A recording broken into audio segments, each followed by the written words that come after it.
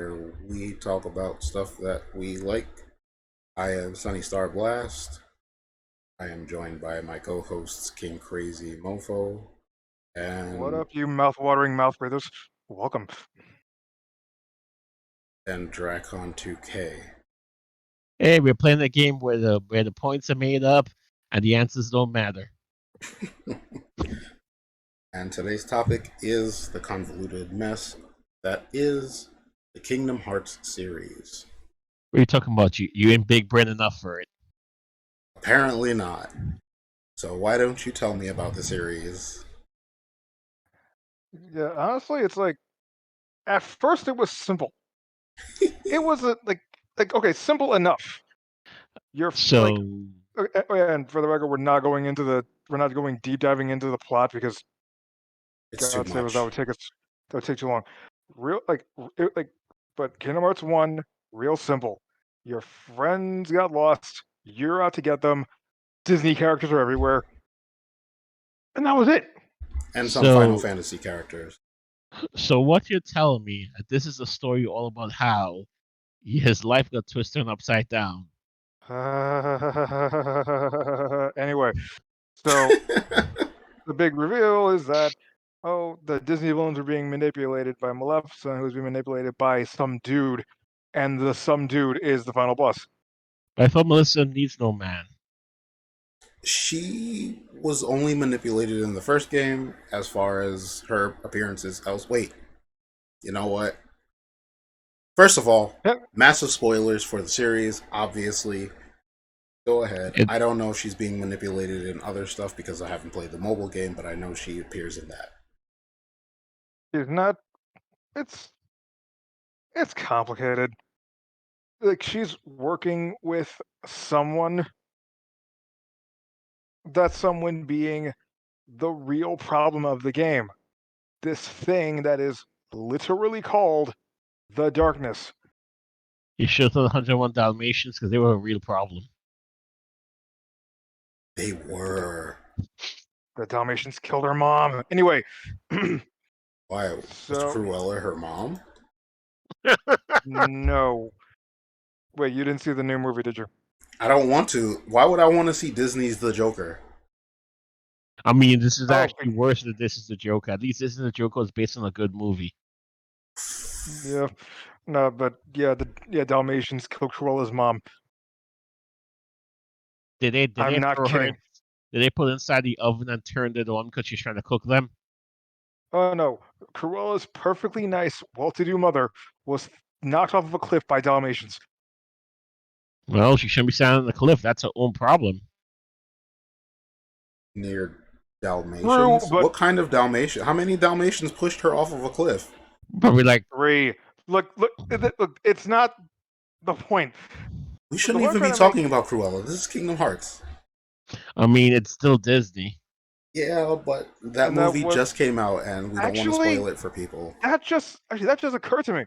There was never a 100 Dalmatians world in Kingdom Hearts. Their world I got don't. destroyed. I don't think you ever want to have 101 Dalmatians world. Can you really have kids go through a world where the final boss is a person who's skinning dogs to make fur coats? Actually, it could be done because what was that movie? I think it was like it was like Cinderella, and It, the evil stepmother made a heartless appear, and you Yeah. had to fight that as the boss for the level. If So you yes, remember but Tarzan's level, what's his Clayton, name? Clayton had a Heartless join him too. yes, but still, will either of these people have a plan to skin animals, dogs specifically, to make coats? Um, Clayton's Clayton's a poacher. He was really in the jungle to kill gorillas for some reason. Yes, profit. but it's not as explained as literally Cruella's plot, which is I want to make fur coats out of Dalmatians. Literally, I don't think they could put it in the game for kids about a villain whose plot is to make fur coats of Dalmatians. I mean, they made a It movie worked on, out of it. worked on The Simpsons. The Oh my Simpsons. lord! Okay. Anyway, Kingdom Hearts Da-na-na, series. da-na-na, da-na-na. Anyway, The Kingdom Hearts damn it. series is just a massive cluster of about 10 or so games, and with 30 or so important characters. Yes, and let's all forget the fact that Sora is schizophrenic. Sora is about four of those characters, excuse me. Holy crap. Aha! Sora is But Sora. but He's Xehanort's like 20, so get on his level. oh, Sora is Sora. He's Roxas. He's Ventus. He's what's her name? Shion. And Holy some crap. Vanitas in there. Oh, Vanitas too. But Vanitas is just the darkness of Ventus's heart. No, he's not. Come on. That's yo. These games don't make any sense. See, that's the thing. They used to make sense, but then Nomura just kept adding stuff. Like, it's like it could have been like, okay, Vanitas, Birth by Sleep. All it was he was Ventus's darkness, but Ventus connected to Sora, which is why Sora has a Keyblade in the first place. So, And hey, remember when Kingdom Hearts used to have like really awesome cutscenes at the end of the game, which made people do a whole bunch of speculation? And then when we found out that the rabbit hole was far deeper than what we wanted it to be, we were just like, please, no, no more. You Pepperidge mean Farm pretty remembers. much. you're talking about Kingdom Hearts 2, basically? Yeah. Yeah. And honestly, for me, Kingdom Hearts 2 and Birth by Sleep were like the high points I mean, I enjoyed because Kingdom Memories. Chain of Memories was right before Kingdom Hearts 2. Chain of Yes, it Memories was. was what we thought was Kingdom Hearts 2, It's Kingdom Hearts 1.5. It basically essentially.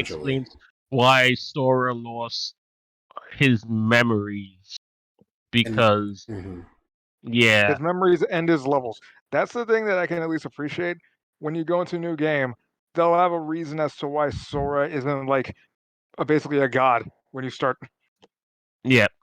Although I would still say this now, I mean, for people who enjoy Kingdom Hearts 3, I still hate the fact that Axel survived. I hate it. I felt that it completely cheapened the scene in Kingdom Hearts 2 when he Right. literally fought a crap ton of Heartless to get to have you to be able to help you escape. I'm just like, really, guys, you'll meet one of the best scenes in 2 meaningless because he comes back in 3 as a wizard. Yep. If only it was just as a wizard. He becomes yet another Keyblader, and It's Uh, weird it's that like. they make everybody a Keyblade wielder instead of let them But now having Donald their. and Goofy have been there from the beginning. Yeah, well, I mean, no, well, they, they Donald is they already a don't wizard. they don't need to be Keyblade users. Donald is a grand wizard, from my understanding, with his Oh, magic powers hold up. ridiculous. Probably a bad word to use. Don't say grand and then Oh wizard. yeah. Well, I mean, it doesn't help that Donald is also white colored, but yeah, Okay. Great. Whatever. Okay. Anyway, so Donald Donald is confirmed to be one of the strongest mages in the Final Fantasy universe because he Which is used amazing. If you think Terra about it. Flare. he Terra still can't Flare heal is you. one of the strong. He heals, but you gotta set him right, and also you can heal yourself. Yeah, no, Donald should always heal me. I'm the more important character in that. I'm a big boy. I It's mean, like, yeah, if it's like, it's weird that it took me until the Cerberus fight in 1 to realize that if I die, specifically, I immediately lose, as Yes, I opposed to mean, any other. Yeah, I didn't know that. I was doing pretty well to that point. you're the chosen one. Of course, if you die, the game goes over. essentially, it's like every Persona game.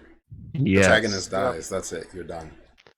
So it makes sense that if Sora loses his heart or whatever, it's game over. Except for Let's that one rephrase cutscene that. in 1. I got to slightly correct you there, Sonny. It's every SMT game because in those even as the main character, if you die, the game usually goes over as well. You're right. You're right. Yeah. Okay, and actually, something I should point out, it's nice how, okay, we have these new concepts that we're adding, but all this stuff from the old games just leads into it. Like, when Sora becomes a Heartless, we had no reason to think that anything weird was happening. Then they introduce nobodies. You lose your heart, your body stays, if you're strong and well, your body stays behind, and it just gets up and is a nobody.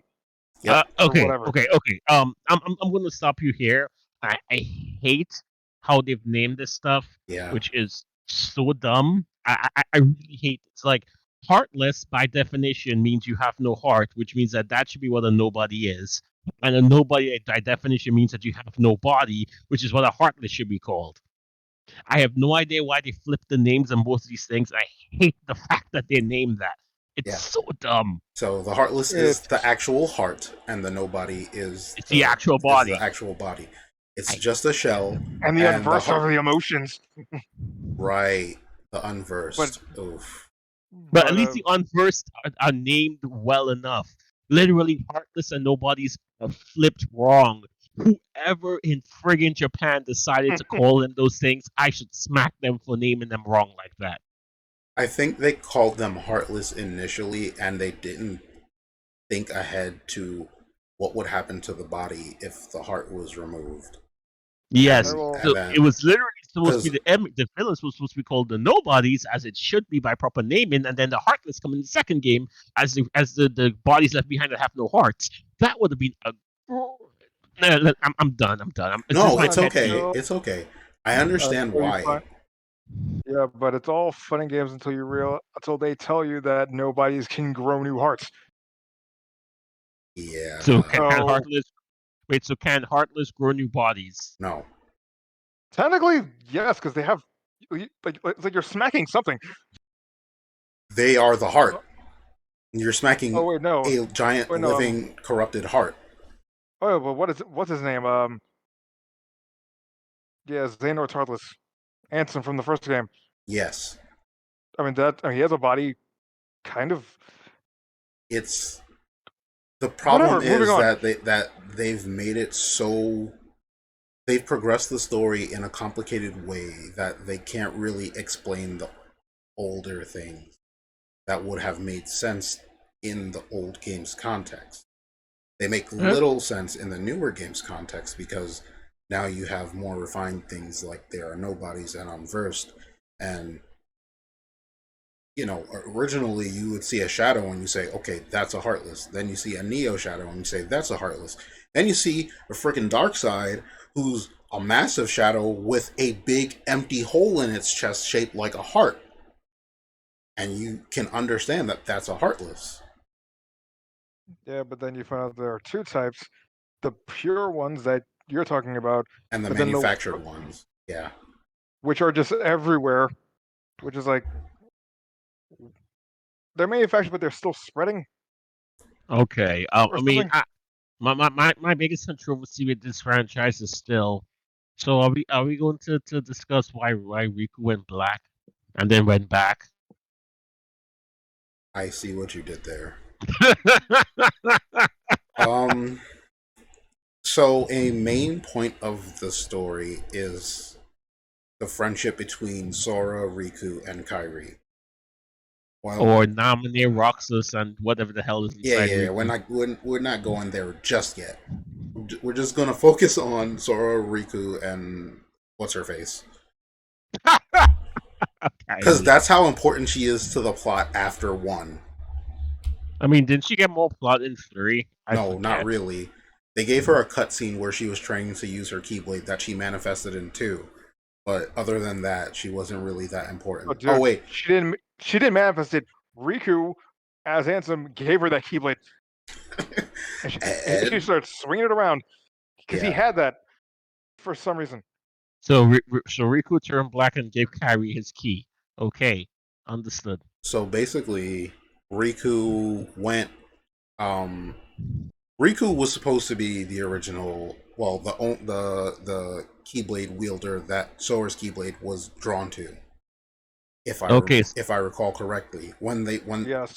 When their island was being taken over and being destroyed by Heartless, that Keyblade was there for Riku. But Riku had oh, darkness in his heart, and I guess it reacted to Ventus Ventus's heart inside of Sora. It's Pretty much. convoluted, I know, but okay. So basically, he was the chosen one who's supposed to bring back balance to the Force. right. Damn it. Yes. Yeah, Kingdom Hearts is basically Star Wars, but Disney before Disney bought Star Wars. Burning Rush. So here we have this kid who doesn't know anything about a Keyblade, and he's separated from his love interest and his best bro. And And the then whole out of plot of Kingdom nowhere, Hearts 1 is him looking for them. and then Donald and Goofy from Disney fame just show up and are like, "Hey, we got to stick with you because that's our orders." Yes. Yeah, King Mickey, basically a gray Sith, is going around randomly killing stuff in his nice robes. Right. So we didn't even know we never got to see King Mickey until the end of Kingdom Hearts 1. But essentially he sent Donald and Goofy on a quest to find the key bearer and stick with him. And I'm going Yeah, to tell you that Donald and Goofy are the most duplicitous jerks in the first game. I don't care what anybody says. I get that Riku was supposed to be the original key bearer, but they was chilling with Sora the whole time, and all of a sudden Riku's like, "Oh, that's my Keyblade now. Zap, it's mine. Let's go." Donald and Goofy are like, "Oh, well, sorry, dude. Here's a stick that you can use to fight Heartless, which they know won't work." So he's essentially stuck with nothing, and the only person who will oh, help him is a Beast was there. disgruntled Beast. Yeah, you Yeah, know. And Beast didn't give a crap about Sora that much, unless you gave him some Mega Potions or something. Actually, take the Mega Potions off of Beast when you meet him, because he gonna waste them as soon as you get injured. Just letting y'all know. Um. So what? So basically, Riku has been manipulated the whole time by the person King Crazy mentioned earlier, Ansem, who is actually not Ansem, but it's we're getting too deep into it. he, he, he, he's an imposter pretending to be a dude you never met. So yeah, all right. So he shows up at the tail end, possesses Riku. You fight him, then you fight him again, and then and then Sora gives up his heart to save Kyrie. Who had Everybody lost gets her out of heart. there. Right. Everybody's scurrying around, and eventually you come back, and you're like, okay, that happened. Turns out it's actually more important. But then you go to the world of darkness, you beat him. Kingdom Hearts is light. No! And then you go looking for Riku. And Sora didn't know what he was talking about. He said he knew in his heart that Kingdom Hearts is light. And he was absolutely he was kinda right. It was a moon. It was a moon. Kingdom Hearts is a moon, shaped like a heart. Yeah. But he was still wrong. He opened that door, and that was not Kingdom Hearts. It was just another door. And Mickey was on the other side of a door, and he was naked, and He wasn't naked, he had his pants on. he had his pants Jesus. on. Apparently, Mickey was dressed. This was what Mickey looked like in all of Disney canon until Kingdom Hearts 2, where he decided to don that black robe with the Right. weird earpieces. I don't get how the robe was shaped with his ears, and nobody would know that that's King Mickey of all people. But whatever. Oh, right. He had to dress like that because he was Going through the realm of darkness. right, and because the Keyblade that he has is actually the Keyblade of Darkness that was on Destiny Islands this entire time. Got it. King Mickey could have fixed all of this without involving these children. These are actual children. Sora was 14 years old at the beginning of Kingdom Hearts, and after 20 years, Sora is 16 years old. I'm not joking. Oh, He's by the way, oh sorry, just to like point this out, pretty much breaking what's usually standard in these kind of games. Sora has parents who are Wait, actually, wait, totally hold, alive hold, and have hold. jobs. I have to ask this in that case. So, are you telling me that Sora's real name is Ash Ketchum? what? 20 Sure. years, 20 years to age 2 years. That sounds like some Ash Ketchum level of aging there. I mean, it wasn't really 20 years, but you know. I think Kingdom Hearts came out in 2003 in Japan, Kingdom Hearts Anyway, 2 came out like a 2005, good while ago. 2006 actually, 2005 or 6. And it took 10+ years before we got the official numbered Kingdom Hearts 3. sequel. Yeah, I know. I know.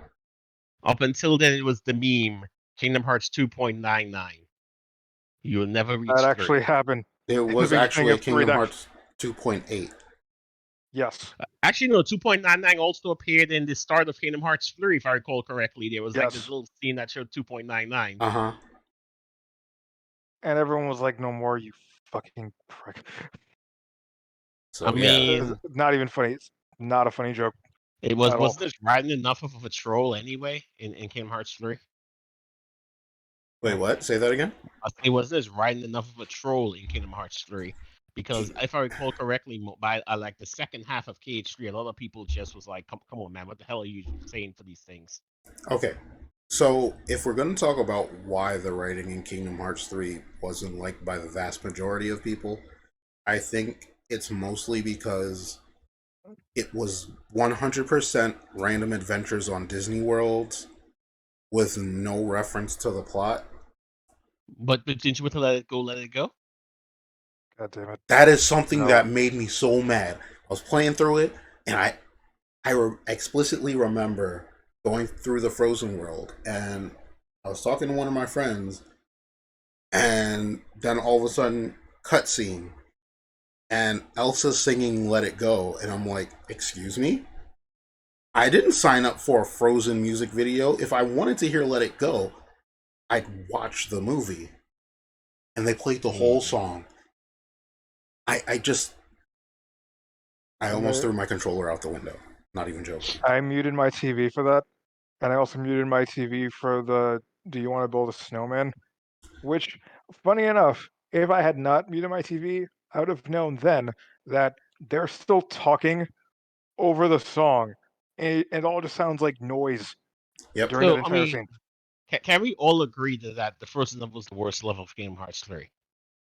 It bugged the crap out of me. See, because my problem with it was not the singing; it was the going up and down the mountain like 5 times was Yeah. my bugging part of it. Yeah. That sucked. You had better be good with using that fire magic because holy crap, you're going to be around snow and mountains. And you get to fight the golem a little bit, the giant ice golem whose name I forgot. And Marshmallow. yeah, and then eventually you get to go back to see Elsa. But no, you get to fight that one guy's heartless because reasons. The guy But who doesn't hey, even talk. look on the bright side. At least it's not as bad a boss as the big hero number 6 boss. You mean the evil Baymax? The Was the that the, it? the Uh, flying boss part of it. yeah, evil Baymax. Yeah, Yeah, I just I thought it was okay. it was okay. flying did not work. Flying did not work well in that game. Not for that boss. It did not work um well. I didn't hate it. I the only thing I hated about Kingdom Hearts 3 was that we didn't see any of the characters from Final Fantasy universes. We didn't know what happened with Cloud and Sephiroth. We didn't see Tifa. We didn't see Leon, Yuffie, and Aerith. Oh come on, we know what happened with Cloud and Sephiroth. They finally got together. They've admitted their feelings to each other. It took like 20 something years. Feel like I feel like you're really sparking some of those slash fic writers, and I'm not for it. I mean, come on. Literally, that tension has been there since the start. It's one of them will kill each other I eventually. I I want to get into that, but I don't want to because it is not relevant to this topic. It's not. I So mean, besides, Sephiroth's still Oh, being yeah. relevant in Kingdom Hearts 2. Sephiroth wasn't really relevant. He was more of an Easter egg, and I don't really care about that. But Well, no, when the reason I say it was still a bit more relevant was because Kingdom Hearts 2 Cloud's plot was still being driven by chasing Sephiroth. So even right, if he was not directly doing anything, it still drove the plot for Cloud. All right, all right. but So, there, yeah, so go ahead. all right. So just to point this out, Sephiroth was in Kingdom Hearts 1 to point out how, oh, we got Lance Bass voicing Sephiroth.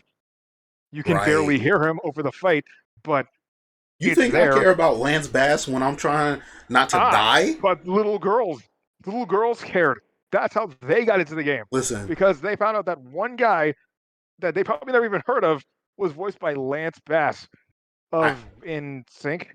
I think it was Backstreet Boys. Who I don't cares? care. One of those But boys, then, both of those boy bands had lost their mojo by 2003 or four, so it very didn't true, matter. and that's why that's why with Kingdom Hearts 2, that was right around when Advent Children, the movie, came out. Right. So of Yeah. course, so that's where you have Advent Children, Cloud, and George Newbern, I believe, Hmm. I think so. playing, voicing Sephiroth. With one Wing Angel theme. Yeah, and then with Kingdom Hearts 3, with Final Fantasy 7, what was really happening at the time? I don't think there was too much going on. Like they might have mentioned the remake, but there was nothing really like happening at that moment. And Well, at I that mean, time, sorry, go ahead. and at that time, Nomura realized that he had enough characters to substantiate this whole thing without Final Fantasy. So he was like, "No, let me just do that." And it backfired because people were like, how do you just put them as integral to the plot for And two then games just and take take them them out. out? It's not just two games too. It was throughout a lot of them. Like even in Birth by Sleep, they were semi important. Zack from Final Fantasy Crisis Core M7. Yes, Uh, and Cloud and Squall Leon was in Chain of Memories. yeah. So it's not like they weren't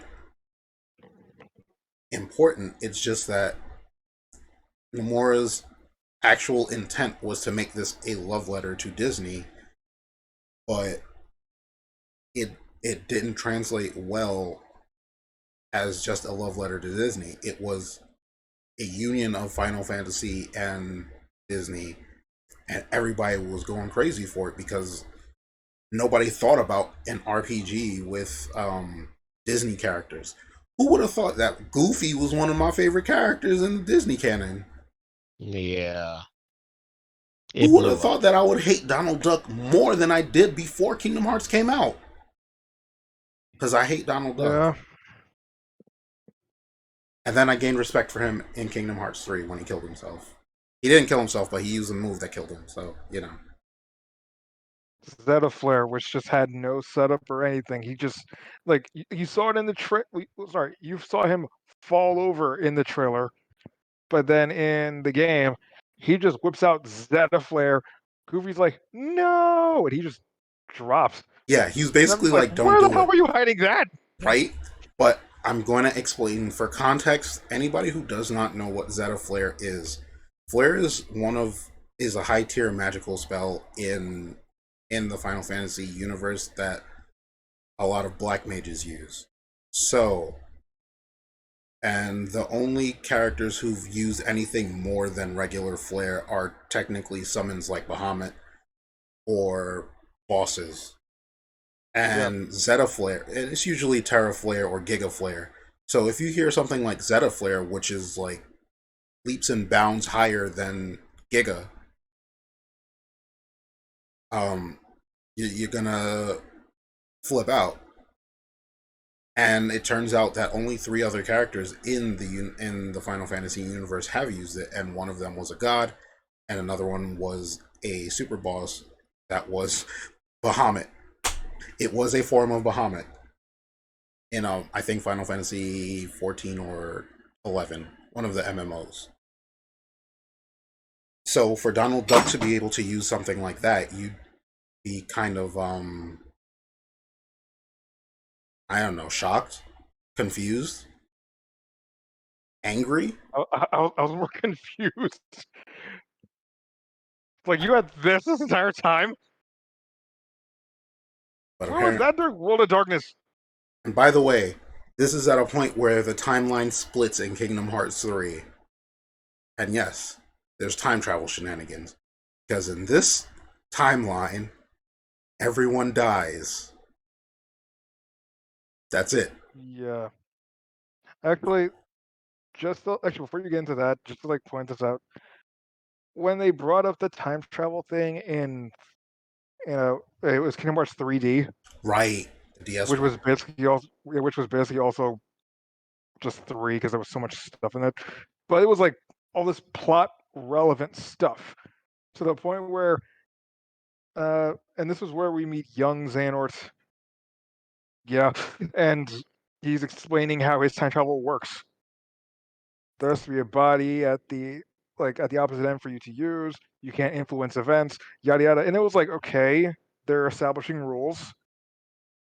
Cool. And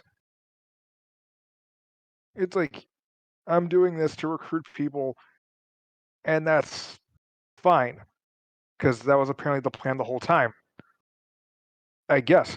But then when you get to 3, the execution just feels like utter bullshit. Like even with the rules, it's like, oh, we could just undo everybody's deaths whenever we want. Yeah, but at that point, you know, when I don't know. I know in Kingdom Hearts 3 they did a Sora decided to undo everyone's deaths, but it was at like a great personal cost, which basically meant he was going to die. And Mm.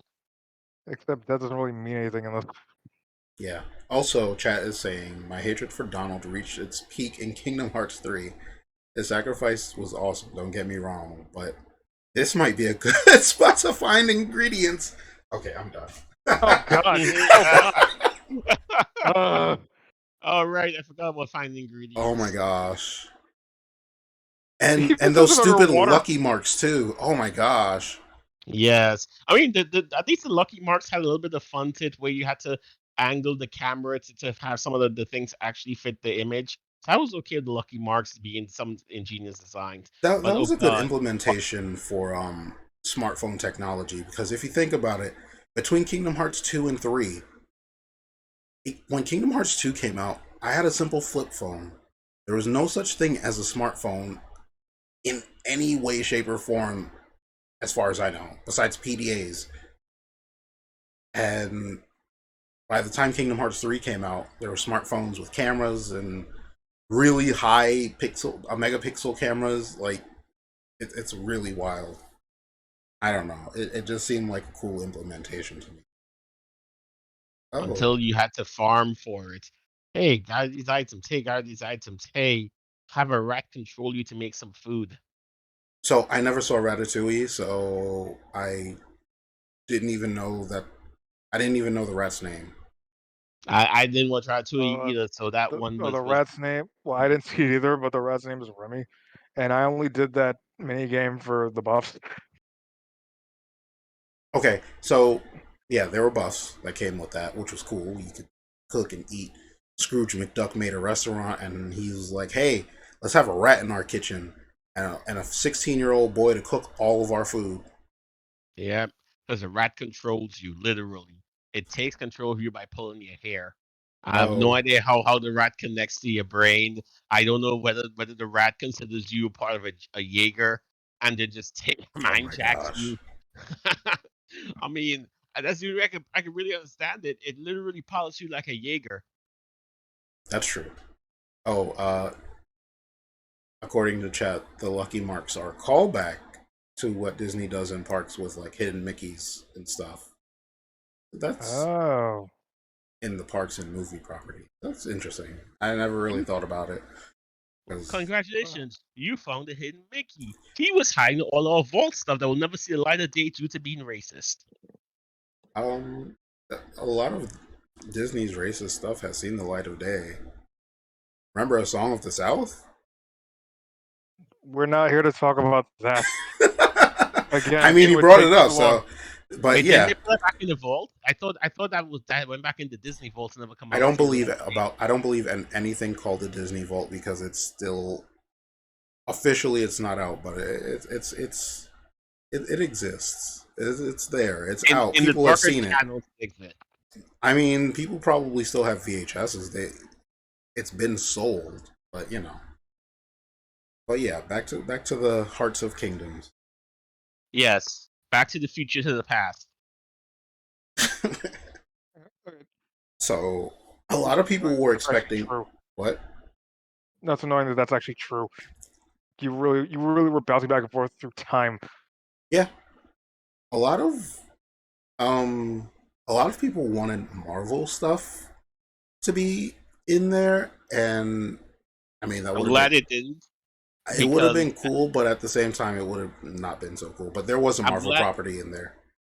I would say it like this. I'm glad they didn't because at this point, that will just make the fans even more enraged. It's like you said that you have too much characters, but you add Marvel stuff and you still leave a Final Fantasy. They did add Marvel stuff. Big Hero Oh, 6 was yeah, Marvel. Yeah, but I mean, They just most made a people don't movie even about it first. most people don't even attribute Big Hero 6 tomorrow. That's the thing. It's like everyone thinks it's a Disney property. It is, but I mean, it's technically Marvel, as you said. Yeah, like Big Hero 6, the actual Marvel version. It is vastly different. of course it I is. mean, it's the same way how Toy Story got in, and it's Pixar, and it's technically not Disney either. Oh yeah, Disney owned Namor. now. It's Oh yeah, Disney owned, but like that's the same like Big Hero number 6 is Disney owned, but it's really a Marvel product. Hmm. right. Actually, that's the other thing. Nomura wanted Toy Story in there. It's like of all the stuff that he could have gotten, that was his line in the sand, having Toy Story in there, just To so be Okay, he could fair, reference. go ahead. I'll Uh, say two things about Toy Story. One, I enjoyed having Toy Story in it. I did like what they did with Toy Story, but at the same time, I felt the Toy Story level was too long. The only thing I liked about the Toy Story area was Woody giving a smackdown to Xehanort. And like, verbally, he's like, "You must I not ain't got have no any friends. friends." And I'm Pretty like, much. "Okay, go But off, Woody." I will say this. So the thing that did irk me the most with Toy Story is that they intentionally did not do Toy Story plot. Yeah, I think they It's couldn't touch the weird. plot. I really No, think it's they weird couldn't touch the because plot. Go ahead. yeah, but it's weird because here you have these other worlds where they literally where like I think except for like Big Hero 6, it's just it's like you're just in the movie, and then you just cut to Sora sometimes, So and Big that's Hero it. 6 was post movie plot. Right. So it was basically like, yeah, the movie's done. This is just us doing stuff after the movie happened.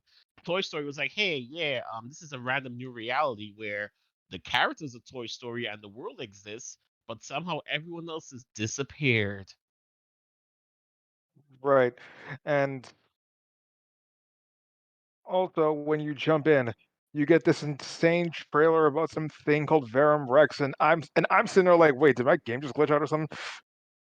Yeah, I was Like like, what? "Wait, Like, wait, like wait, what? what happened?" What am I looking at? And it's apparently a video game that the dinosaur toy was playing.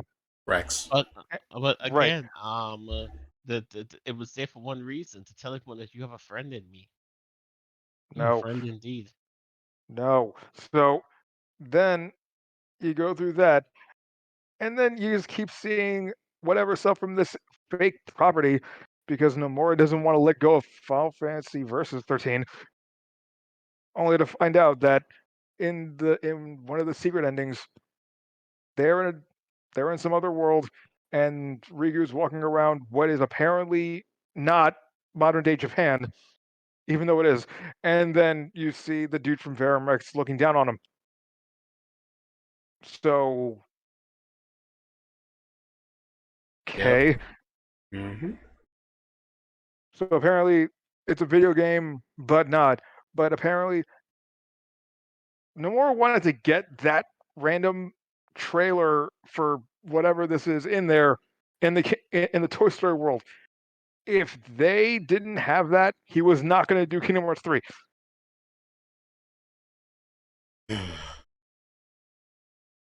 He has a vision, you see. Yeah, he's quite the eccentric.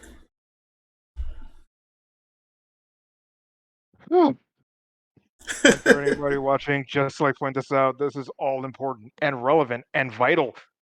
Yeah, every point we come up with is literally or likely a point in the Kingdom Hearts series, or will be because it hasn't been explored yet. Okay, okay, let's lighten up a bit, guys. I'll sing a little song for us.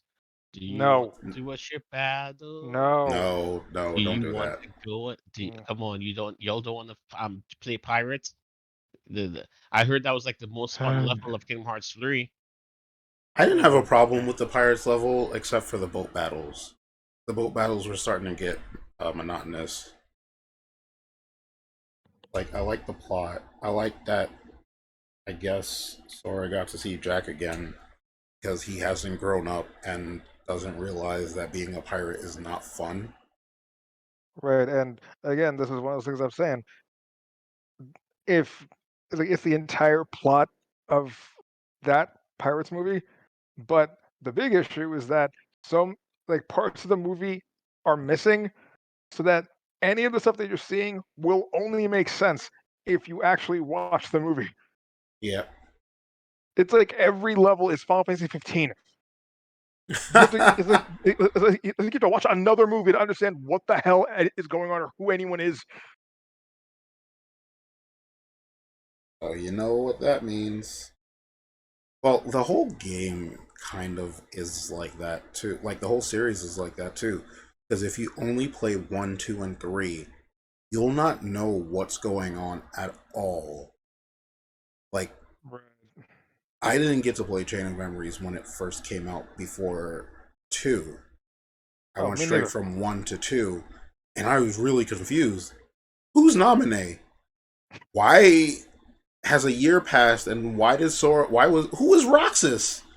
Yeah, Who? no, Go ahead. Kingdom Hearts, well, Chain of Memories, and I think Birth by Sleep were required plays before Kingdom Hearts 2. Birth by Sleep came out after two, Oh, no, and not it Birth was by Sleep. required before everything that came out after Birth by Sleep. Literally. Wait, what was the one Yeah. that introduced Roxas before Kingdom Hearts 2 then? That Uh, 356 over two Oh, days? yeah, but that still came out after two. yeah. It was more like you didn't know anything about Roxas, but really anybody who played two and played Chain of Memories still didn't know who the heck Roxas was because Yeah, no, because Roxas was introduced in Chain of Memories, if I recall correctly. I and played through that entire game. What Chain of Memories set up was who nominate hint who you could assume nominate was because it was mostly hinted through. It didn't spit flat out tell you who she was. right, Right. Um, the fact that she was the one who was messing with Sora's head, that he was losing his memories over the course of the game to the point where he ends up in that um egg thing that you see him in Kingdom Hearts 2 where he's right. asleep. Hmm. Actually, That Nico. Wait, yes. Dragon. Damn it. What is Relax, wrong with me? Okay, relax. so I well, just to point this out, it's actually interesting that in Chain of Memories they didn't explain who these people were at all, or that they were nobodies. Like you got the setup for the organization in Chain of Memories, Yeah. but then you got the explanation in Kingdom Hearts 2, which I Yes. guess is better because instead of just utter nonsense that you can't figure out at all, like how do I put this? It's like with Chain of Memories, you could have played it, but it wasn't. It didn't feel like it was required because the questions would still be there in Oh, two.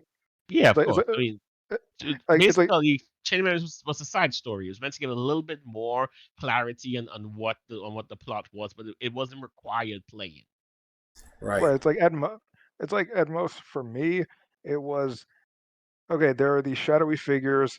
Half of them have no hoods up, and apparently those people are already dead. And there's this blonde girl who's apparently doing things. Yep. I mean, but I That will say was this it. though: if you are playing Chain of Memories, play the full thing. You have to play Riku's story as well to get the full plot of Understanding. Chain of Memories. Yes. Yeah. Um, I think, and if anybody wants to play Chain of Memories, I would suggest doing the GBA version rather than the remake of Do it. the remake. I'm sorry. I'd rather tell them do the remake. I don't think anyone wants to subject themselves to GBA anymore. So I'm gonna explain why. It's super annoying and frustrating to play through the 3D one rather than. I mean, the 3D one gives you more cutscenes. You get voice acting and like I think there's a little extra stuff in there. So you might, if you get frustrated with the gameplay, just go to YouTube and watch somebody's cutscenes. Right. Because honestly, going through those Disney worlds was pointless and they add nothing to the plot. The real plot is in between the Disney worlds and Riku's story. Right, and I think it worked out like the organization members that were in Chain of Memories, it being secret bosses in Kingdom Hearts 2 Final Mix, because then you would, well, you don't really know who these people are, but you can fight them and be like, okay, it's like they had their own style, they had their own aesthetic. Like you had this one dude with a scythe. What's his deal? Now I kind of want to play Chain of Memories just to like just to get that extra, bit of story. Also, something. Again, Sorry, go ahead. I don't know. Like I'm just saying, like it didn't feel like Chain of Memories was utterly essential to play in order to enjoy Kingdom Hearts 2. Right. But like I said, it's a side story. That's really all it is. It wasn't. It's not required playing. That's the best way I can describe it. Right, and honestly, I like having like 13 bosses. Like, well, sorry, like the whole organization in there. It's like, where would you even put them? I mean, there was like 5 of them in the final level alone. I think my biggest issue was that I know that a lot of people think that Chain of Memories is the side story. Kingdom Hearts 2 is not necessary for Kingdom Hearts 2, but it kind of is because you mentioned the organization. And of course, it was originally called Organization 13 because there were 13 members. Later found out to be 14 members, but one died. But whatever. Half of them die in Chain of Memories. Right. So you get the remnants of the organization in Kingdom Hearts 2 and kill the rest of them, or most of them. I don't even remember. Does Demix die? Because Demix is my favorite one. Demix did die in 2. He Did he come died. back to life? Yes. Yes. They all came back to life. Because in Kingdom Hearts 3, you have to fight Larxene again, and I Yeah. hate her. I mean, dance, water dance. That's my dude. I love him. He makes water dance, and he angers everyone else because they had a hard time doing the boss battle, and I didn't. And it was just so fun. Because the first part was a mini game.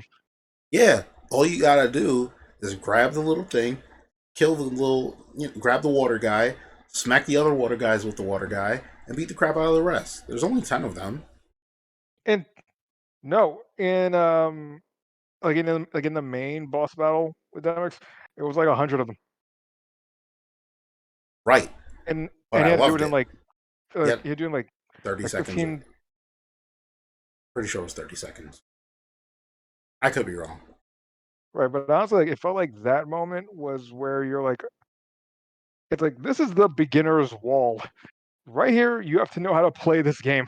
Yes, especially since 2 introduced reaction commands and people were Yes. getting used to it because in 1 it was mash X to win mostly. Yep. Kingdom Hearts 2 introduced a few mechanics which to this day I still hate. The first mechanic in Kingdom Hearts 2 that I hated was the you have to do a finisher of a combo to kill a boss. Right. Yes. That I found so stupidly annoying, especially because it basically punished you for being in anti-form by accident. It meant that Or nobody can kill in anti-form, which was dumb. Mickey. Yeah. The second thing which I hated that 2 did, and I understand they did it to make it a bit more easier for people, was give you those random Mickey saves when you're about to die, and randomly Mickey may save you once or twice. When you were about to die or when you died? When you die. Basically, because normally it would go to like the game over screen, try again. Yeah, Instead of be like Mickey saved you, and I'm like, Mickey came oh. in and saved me. I'm like, bro, if you can do this in every boss fight, why aren't you just fighting with me? Right. So I those were like the two things I definitely did not enjoy. Also, the third thing was that they the form system was heavily imbalanced. Oh my god, the Oh, form system was extremely. imbalanced. Extremely. And I think when they redid 2, when they re-released 2 for the PS3, they really fixed the form system to not be as broken as it was in the original Kingdom Hearts 2. Yeah, I think they tried to optimize, which is cool. Yeah, but I mean, sorry, in the original KH2, it was broken. The moment you had access to wisdom and then final form, everything became easy mode. The only issue was trying to collect those stupid drive cores or whatever they're called, and to level them up. It was kind of I difficult for mean, me. in two, like literally the hardest part of the two was getting Orichalcum you needed to get the best weapons. It's always difficult to get the Orichalcum. Yeah. Sorry, you saying something, King? I hated farming the Calcum because always like like the most insane bullshit to like the mountain you mentioned in Frozen, going up and down that over and over again to get the Orichalcum. Yeah, forget that. Also, paper. I don't know if this came in after, but I do agree with you. Kingdom Hearts 3 made it required reading for you to know all the side stories to Yep. understand what was happening in Kingdom And the Hearts damn 3. mobile game, All right, the which mobile actually, game. yeah, like I'm just gonna come out and say it. Ultimate spoilers to anybody watching if you still want to play that Crappy mobile game. nightmare. Yes, Okay, you which have 5 seconds to mute. Five, four, three, two, one. Go off, the bro. player character is Xehanort. Dum dum I Wait, dum. is it a this young entire Xehanort? no, your player character dies and is reincarnated as Xehanort. So you're playing in the past then. Yeah. You're playing in the You always past, play in the past, but wasn't but Roxas there too? Not Roxas. Ventus. Ventus.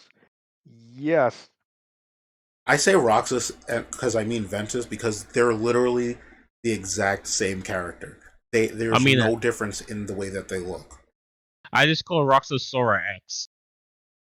Well, right. that's also And the truth. yeah, all right. So what's his name? So you being Xehanort, that's one of the big reveals. The other big reveal, the Dream Eaters in Kingdom Hearts 3D, Yeah. they're actually, well, you know those Chirithy things, those cats. Yes. The one that's voiced by that one person. Go ahead. When the game is over and all these other Keybladers are dead, their hearts merge with their Chirithys to become Dream Eaters. So basically, Dream Eaters are dead Keyblade users. Who's the guy with the scarf who showed up in Kingdom Hearts 3 towards that point where the timeline changes? Oh, right, that is Ephemer. And okay, this is where we have to get into again some kind of time travel bullshit. Okay. So they're all right. So the Keyway Ward ended, but they all got sent into this sort of digital world to like save themselves. But the darkness, which is apparently 7 people, but they're like amorphous blobs of just black goo Yeah, that's the or smoke darkness. or something or whatever. Yeah, they went in after them, but now they want out, and they managed to pull that off. And your player character made the sacrifice to like get Ephemer and this other girl Skulled out. Hmm. Like you tricked everybody thinking that you were taken by the darkness too. Turns out, lol, bitch, do whatever you want. My friends are out. Fuck off. And and then your character dies and becomes Xehanort. So Also, wait. So what you're telling me is that they gave the villain a tragic backstory. It's not really a tragic backstory. It's it's not more even like his tragic. It's it's not even someone his. else. He just reincarnated. God damn it. So Ephemer gets sent into the future of was it Daybreak Town? It's all destroyed, but he built it back up with the Scala at Kylam from 3, and he's actually the original Keyblade Master. Huh. So he was the very best that no one ever was. Okay. So I was gonna say that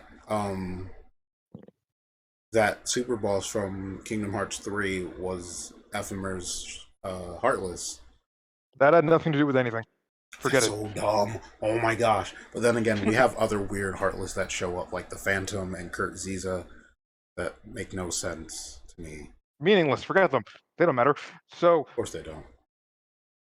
so this other girl from the mobile game, Scold, we don't know where she is, but Yet. apparently she's the girl that has been apparently, we found out this game, apparently hanging out with uh, Axel and Sykes.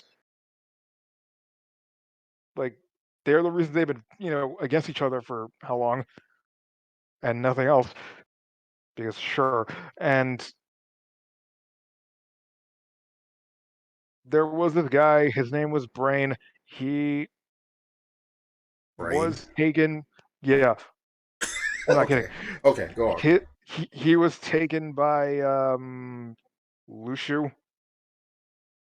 That's a Like, name I remember.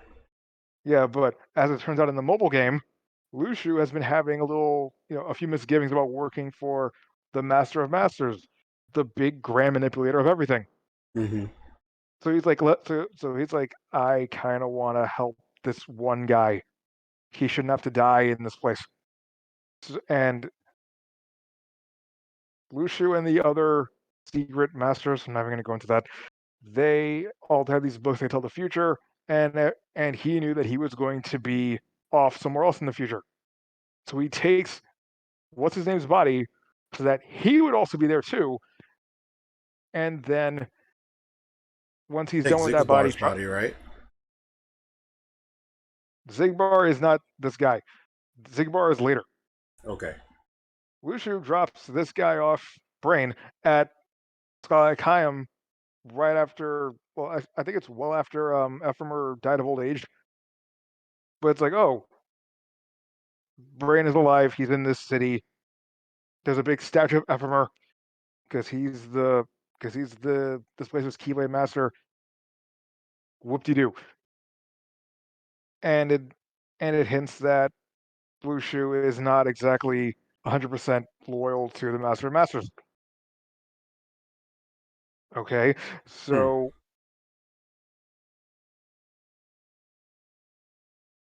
oh, and Marluxia was, well, sorry, well, Marluxia is somebody. That's what they're. Okay, Dragon, you were right. The names are dumb. So they wait. So he's trying to find out who murdered his sister. Turns out it was Ventus being controlled by the darkness, and the darkness has been in his heart the whole time. And the darkness actually becomes Vanitas because in I think it was three, there was two hearts It's connected. it's. There's I'll tell you right now what's so funny. None of these names mean anything to me. It's hilarious. Okay. they bring Vanitas anything to me. Vanitas is essentially one of the antagonists of Birth by Sleep, and Ventus is Roxas essentially. If you look at if you know what Roxas looks like, that's what Ventus looks like.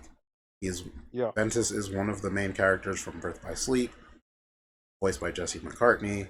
Um, Aqua is the girl of the group. She's voiced by the Green Arrow's little sister from the CW show. Um, I don't know her name. yeah, I forgot her name too. You say And Aqua, I think Konosuba. oh god. We are not talking about that Anyway, unless no. And Terra is there. Terra is a tall dude. Let's see if I can get a picture of him. someone becomes Uh, Terra is the guy right next to Mickey's left hand shoe.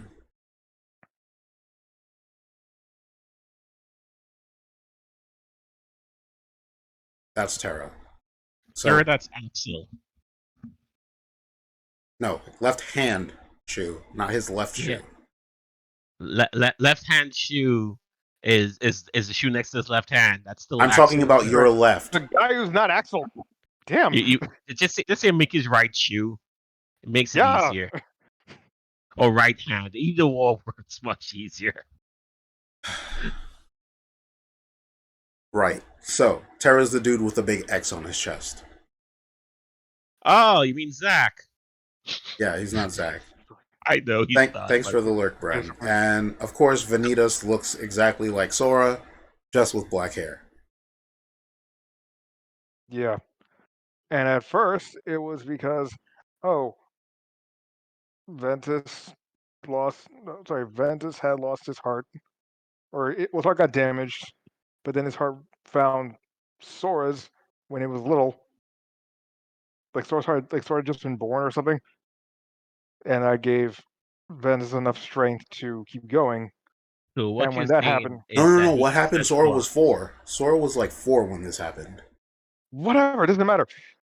But then Vanitas' face became older Sora's. Sora's, Yeah. which and this is back in college where things were simpler in this goddamn series. We were laughing about how if Ventus connected to anybody else, he'd have that face. It could have been Kyrie. It would have been so weird and hilarious. Which is interesting because Kyrie has a very pure heart. So the fact that she had a nobody was actually a really special thing because she didn't have a heartless. Like, And actually, right, and now that I think about it, wouldn't it make more sense if Vanitas was connected to? Well, sorry, if Vanitas had Riku's face since they used to dress the same. um, I think the reason why it was a Sora thing was because there was already a Roxas, and Ventus looked exactly like Roxas. So they wanted to give that duality between Roxas and Sora, and Ventus and Vanitas being his dark side. Both of them have similar name. Both original entities had have their own names that are similar to their counterpart. So Right. I get that Riku and Vanitas had similar outfits, and I guess that's like I don't know what to call them. I call them muscles of darkness because they look like actual muscle, but they're dark and they come from being in the darkness too long. But also, I think Riku's outfit was due to him being manipulated by And Xehanort's some Heartless. All right, whatever. Ansem, whatever. We're not even going to talk about actual Ansem in this because he's not as important. He is important, but not that important. Right. Alright, so But you what, know, what, I don't know what we're talking about anymore. the bald guy with the elf ears is the original Xehanort, They and call him Master Xehanort. yes, Master Xehanort. He is a Keyblade Master who represents darkness, and Obviously. yeah, and he was voiced by Leonard Nimoy, who passed away after voicing him. And the good, I Right. guess. Go ahead. Oh, sorry. I'm trying to remember who voiced him after. I don't know. Well, the guy, sorry, well, the guy who played him after Leonard Nimoy was he played Roy Batty in what was that movie? Blade Runner. The original Blade Runner. Yes, Oh, yeah, that was him. Um, you might know him from Dark Knight. No, no, sorry, Batman Begins. The the guy who tried to fire. Um, oh my God, how am I forgetting his name? Morgan Freeman. Didn't you get the memo? That guy. yeah. I didn't see Batman Begins because I didn't like those Batman movies. Oh, But I'll look it up real and quick. so, he is a Rutger Hauer, and but then he passed away, and now Massazuno's voice, well, was whatever, voiced by Christopher Lloyd When? Hola. for Remind and for yet another game, Melody of Memories. Yes, the musical game. Yeah, I don't even know the plot of that. I forgot that came out, and I was not. I heard about it, and I was like, oh, new Kingdom Hearts game is coming out. Anyway, that's yeah, basically how I thought of it. yeah. The plot is pretty much them looking for Sora, and they're going through Kyrie's memories to like find clues, Right. and it is musical for some reason. Hmm. But then, Oh, okay. I see why they changed voice actor so much. Christopher Lloyd was the last person to voice him because Rutger Hauer died in 2019. yeah, So, wow. Also, strangely, the Japanese voice actor, Chikao Otsuka, passed away right after, in the middle of Kingdom Hearts 3. It, Okay, so what you're telling me is Kingdom Hearts 3 is cursed. Okay, no, thank you for letting me know. Master Xehanort's voice is cursed. That still means Kingdom Hearts 3 is cursed due to this curse.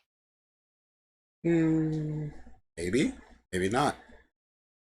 The second actor who did the voice in Kingdom Hearts 3 was the son of the original Japanese voice actor, which is cool. Pretty sure he's not going to die anytime soon. don't jinx it. I mean, Uh, we're all thinking it. Come on. well, Kingdom Hearts Guitar Hero is what paper says that Melody of Memories look like. yes, and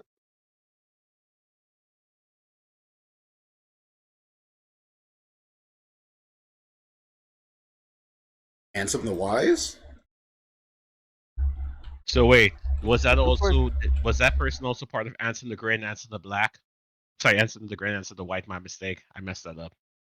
Ah, you done goofed. Yeah, I did. Um, I don't know.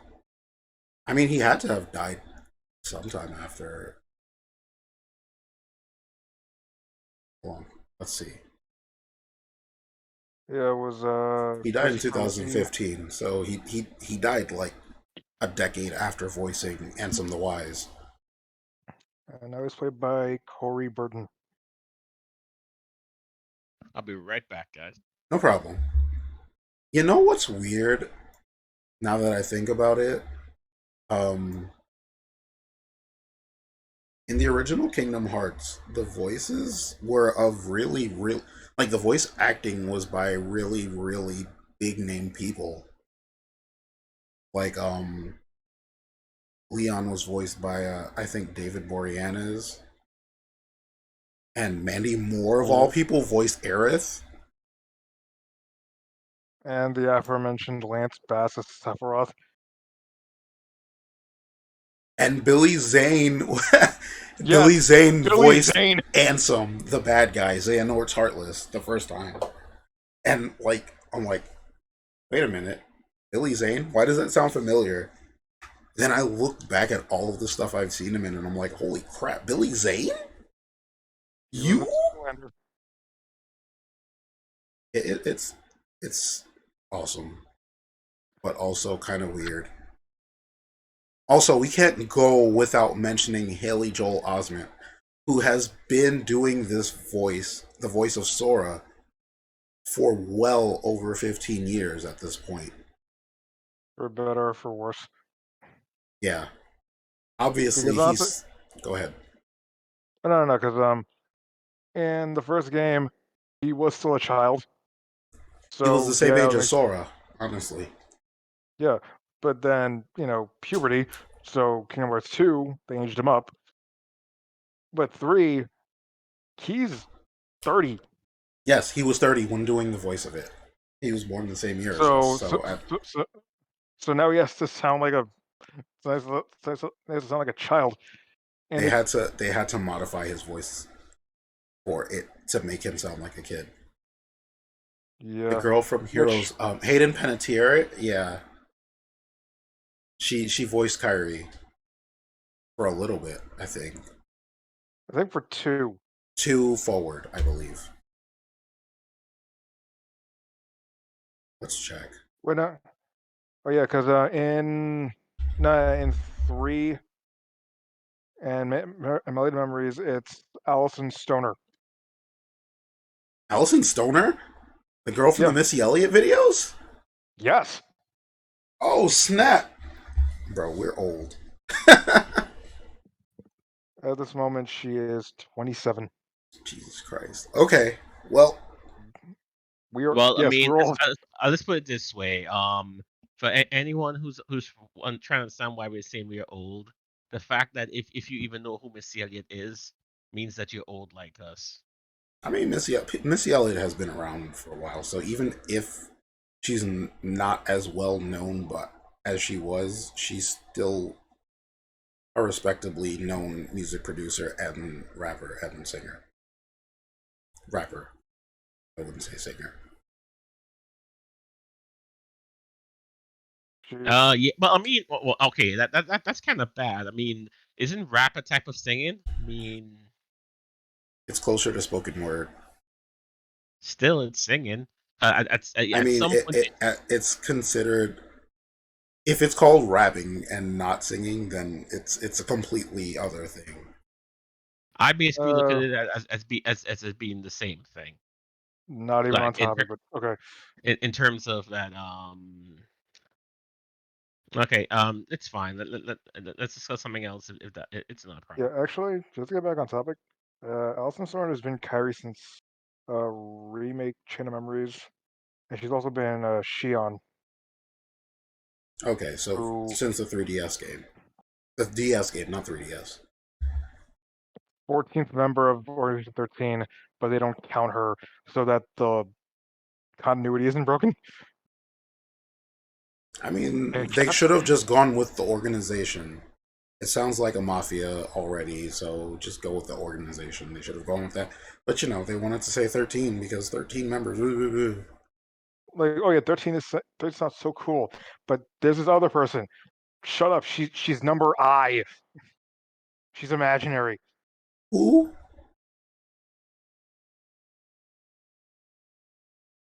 I'm trying to look at this. Apparently, Allison Stoner was in Voltron. I'm like, that's Florona in Voltron. But the reason why I guess they would have Shion voiced by the same person as someone who's doing the voice of Kyrie is because Shion is actually a clone of Sora, but given Kyrie's form, but also black hair. Actually, no. It's like It's based off of his you. memories of You. stuff. No, it's like she is seen the way whoever is looking at her wants to see her, or something like that. Like the other organization members see her as just this faceless doll. Uh, Riku sees Sora, and Roxas sees black-haired Kyrie For some reason. until she's brought back in the third game, where everyone just sees her as the black-haired girl, and no one brings that up again. Yep. Or how she's like the game ended with her explicitly not existing, but they still had the notes of her creation, Mm-hmm. so it counts. And then Sykes brought her back because he felt bad about stuff, and it. Okay, so Wait. Okay. So I have to say this then, and I know people are gonna hate me for this. Is there anyone in the chat who's a Doctor Who fan? You're good. Okay. Okay. So basically, does that make her the Impossible Girl? you see, the Impossible Girl was actually less convoluted than this. Oh wow. Amazing. You have to Quote understand me that on that. Kingdom Quote Hearts, me on that. Kingdom Hearts is an extremely intricate and by intricate I mean convoluted series. It just has. Have you ever been tangled in vines? Because if you have, Kingdom Hearts is worse. It's like I sinking mean, into quicksand while tangled up in vines. and being frozen at the same I, time. And I would say this. and the vines are talking at you and saying things, and all of it's true, but none of it makes sense together. But And it's the all vines have happening at once. thorns. And the quicksand is actually water underneath the quicksand and Yes, ice. but if you sink down, the vines are still with you. And once you're down there, there's this old man who's gonna be like darkness, and then just smack you, and that's the game. Just old Hello, men and darkness, vines my old smacking you. friend. Yeah, Like it's basically here's darkness, here's light, darkness, light, and there's always this stupid clash. right. Okay, And so oh, oh, I'm sorry. just One thinking last now. thing. Sorry, good. Sorry, one last thing. And in the back, there's this random giggling dude who's just cackling like how all everything's all going to plan. And his name is Tetsuya Nomura. Okay. So, King Crazy, I have a question for you, and you have to think hard for this one. Sure. Which franchise has a more convoluted plot? Kingdom Hearts or the Fate series? Oh boy. The honestly, I would say Kingdom Hearts only because the Fate series, without like they have worlds more, like novels more, like novels more lore than Kingdom Hearts does, but it doesn't feel random. Like like something shocking happens, there's at least some level of lead up to it, even if it's not Okay, obvious. Fate uses subtext to actually okay. lead up into things. Then I'll do round two here. This is for all the marbles. Which one is which is more confusing in terms of the world itself? The Kingdom Hearts franchise or the Nier franchise? That's not fair. Why is it not Actually, fair? actually, hold up. I have an answer for this. Again, Kingdom Hearts. Only because with the Nier franchise, there is side content, but it's like one or two books, and that's it. There's no other. Yeah. There's no other. There's no like 50 other games they have to play. It's I like mean, there has a lot of games, and then when you count Nier, you also count in the Drakengard games, which are also part yes, of the Nier franchise. So yes, yeah, you it's but to convoluted. understand it all, okay, you play through the games however many times, fine. But in between those games, there's this book. I think it's Grimoire Noir, Grimoire, Grimoire something. It's one of those. You read that, you're fine. After that, it's again some subtext stuff, but it's not Kingdom Hearts where they're just throwing random bullshit at the walls and just seeing what sticks. And there's Okay, certainly no time travel. okay, okay. I'll give that to you. Also, I'm sorry. This is by far the creepiest Yoda I've ever seen. Wait, I'm what? sorry, what? I'm sorry. It's just random. I was just looking at a Lego Star Wars set for Yoda, and this happened when it's complete. It just looks so creepy. Hmm. I will post the link in the Discord so you all can take a look at it, but it's just creepy. Okay, I just realized that Jiminy Cricket has been in every single adventure, and we have Of nothing to say course. about him. I mean, to be fair, is there really anything to say about him? He's not that really integral to the plot that No, much. he's not. The only plot point that he has is that he chronicles their adventures. Like Excuse literally, me. you know what I tie Jiminy Cricket to? Those random Winnie the Pooh worlds which you have to play through in the games. Right. Yeah, if you want the best ending, you have to play through the Winnie the Pooh world. Yes, but Winnie the Pooh in I can't talk about one, but at least in two and three, Winnie the Pooh had like literally no impact on the plot. None. It doesn't have any impact on any of the plots. So that's why I say that's why I put Jiminy the Cricket in the same bucket. I'm like, it's there for being their sake, but I mean, does it do anything? Like, if we took out both Winnie the Pooh and Jiminy, does it really change the story much? Not really. Actually, that's the thing about Kingdom Hearts 3. Like, the first half of the game where you're going through the Disney worlds, you could take all that out and it wouldn't really change anything.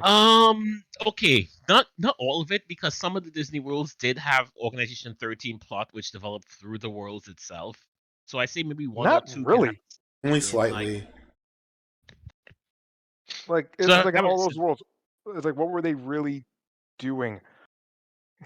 I mean, okay, the funniest one when they were messing around in the Pirates of the Caribbean world, and they were trying to find out like, okay, we're doing the experiments on the heart, and this guy has a heart in a chest. Let's check that out. And they open it, and then Vexen's like, oh god, there's actual heart in there. I'm out of here, and he leaves. What had me laughing? I was like, Jesus Christ, what's wrong with you people? Ah! And he just bounces. Meanwhile, the entire finale of the third Pirates movie happens, and Sora's there. And okay, Sora punching Davy Jones in the head, that made the game worth it for me. That that to me was everything.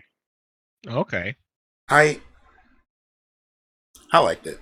I liked 3 for at least continuing the story, but not for the plot points that it also decided to bring up. Because Okay. So then I have to ask one more question then. For all the hours that you invested in Kingdom Hearts overall through all the years, was it worth it? that's like asking if any video game franchise is worth it. I know, Basically, but I'm asking, was it worth it? Of course. Okay. Then it doesn't matter how much we complain about how the plot of Kingdom Hearts is gone. It was worth it. It's always it was worth an it to interesting play ride. something fun. I Right. do think that it was touted to be 3 at least was touted to be um the Like the big end finale. yeah, the end of a saga, No, it and wasn't. it was touted to be, Oh and my, no, I think I agree with you. I was just like thinking to myself, no, it it, wasn't. it But wasn't the end. It was like, oh, here's the happy ending. Sora's dead now. Now that's Riku's on a fine. quest to find Sora. Also, we haven't spoken about gummy ships, and I believe that that is what you wanted to speak about, Dracon. That's fine. I mean, truth be told, Gummy Ships was, in my view, the most enjoyable aspects of Kingdom Hearts 2 and 3. And people will fight me for this. I don't care. I really invest a lot of time in building and designing my gummy ships for both 2 and 3. And although it was an unreal shooter for both of the games, it was fun. It was enjoyable being able to mix and match, do the designs, and then go through some of the gummy worlds. And I would say that if there was any reason to have Chip and Dale be in this universe, was because gummy ships made it all the better.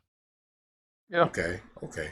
So, what I'm gonna ask you is, did you like the more open aspect of gummy ship travel in Kingdom Hearts 3? So I'll say it this way. Kingdom Hearts 2, in my view, for the gummy ships, it felt a bit more varied. Like all there was mission based, like you do this. Even the extra missions at the end, it felt a bit more varied in how you were doing the stuff. 3 felt a bit more samey with each of the gummy ship battles. Okay, But, and I would say this with a big but, with the exception of the Death Star level in 2, Kingdom Hearts 3 gave the boss battle feel of the gummy ships. Where some like especially that last boss, which to unlock the special thing, that felt like a boss. okay, So I have to say that it's a yes and no. Two definitely had the better design levels. Three Right. just had the better feeling of the openness that made 3 was fun as well. But definitely, if we say that the top level boss is still the 2 Death Star level, I don't think there's any other level that was as challenging, even in 3, as that one. no, I Right. Like completely agree. right. And actually, that's the thing. You didn't actually need to beat it. Like it's like what me and Dragon were talking about before the stream. We never destroyed the Death Star in that game, but we still managed to get to the final level. Mm-hmm. Yeah. Well, I mean, gummy ships, with the exception of just getting from world to world, were all extra stuff. That's really what it was. But I enjoyed that extra stuff. I enjoyed leveling up my gummy ships, unlocking Oh the my better gosh, parts, yes. all that stuff. That felt that little meta game that they added on to the Kingdom Hearts main game. I enjoyed. Frankly, if they made gummy ships its own separate game and fleshed it out more with like more parts, more battles, more all of that stuff, I would buy that in a heartbeat. Okay, well, Right. you heard it here.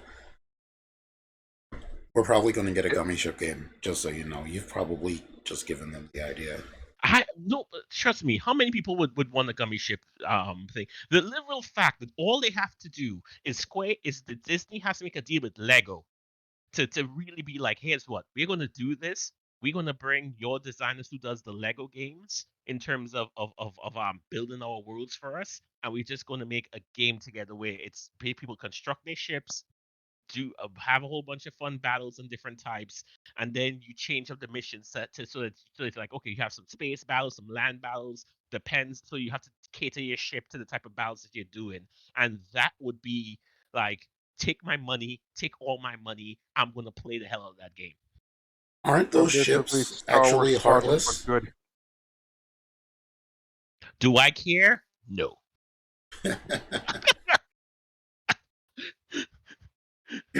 Okay, so yeah, I mean the evil ships were usually I believe that they were well, actual heartless and not exactly ships. well, Well, I mean, it sucks to be some them. ships, some nobodies. Right. Thanks, Brad. So wait, since we're all on, does that mean we all have to drink? That's fine. I have water right here. I'm gonna take a sip Yeah, anyway. you should. It's good for you. I'm actually good for Bottle now, full of but water. I'll get around to it. But yeah, But yeah, I so like the gummy ship um travel, and I like that they continue to expand on it and not just give us the same crap. yep. And I would say this, and I give Nomura and everyone else in the Kingdom Hearts team props. Gummy ships never felt like a barrier. Like Yes.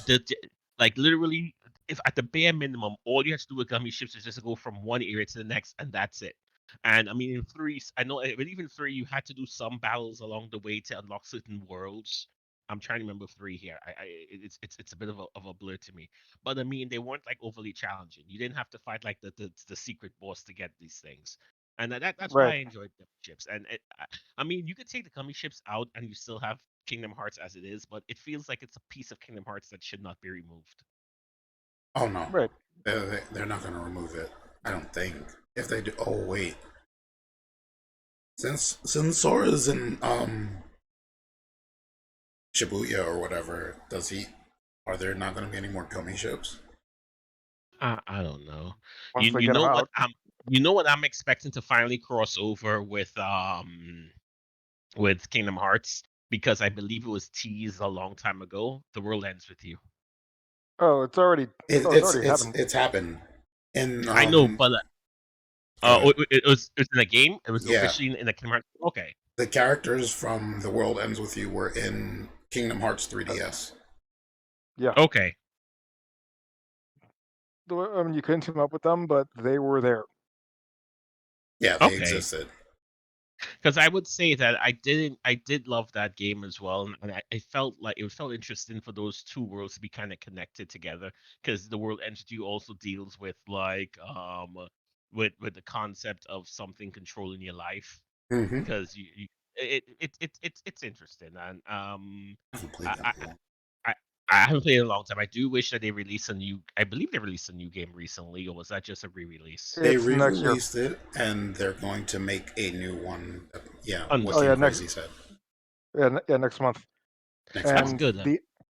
the anime is There's an anime? Uh, No, eh. no, no, no, okay. no. Anyway, Well, Kingdom Hearts. with our experience with animes, did you really feel like I was going to touch that? Nope. There you go. Like literally, with how we talked about Shin Megami Tensei and how bad the animes were, I refuse to touch anything that's an anime based on a video game anymore. Where does it all Like go so I, I wrong? can I can say this right now. I can't remember any anime based on a video game that I've enjoyed. Yeah, no, I'm not even going to bother to think about that. So, Me neither. Okay, so I guess just one thing that I would like to point out, and I think it's like the big issue that I had with Kingdom Hearts 3. It's like for one, like it's like for all the games, even 3D, where they start introducing time travel. It's like the tone matched what was going on. Like they just told Sora that A, they've been time hopping to get people to join them in the organization again. B, that heartless no, sorry, nobodies grow hearts eventually, so they've been lying to the other nobodies the whole time. And 3, the whole thing about, you know, 13 Xehanort and all that stuff, and you just see how upset and pissed Sora is. Like, it's like he's straight up asking them, "How could you do this to people?" Right? And with Birth by Sleep, Because when Squeenix. right, like with Birth by Sleep, when things were serious, you could feel that things were serious. Like Ventus asking Terran Aqua to kill him was a serious moment.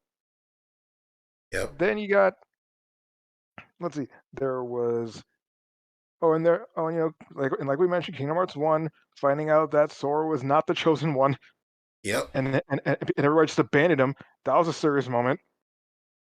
Never looked at And Donald and Goofy the same after that.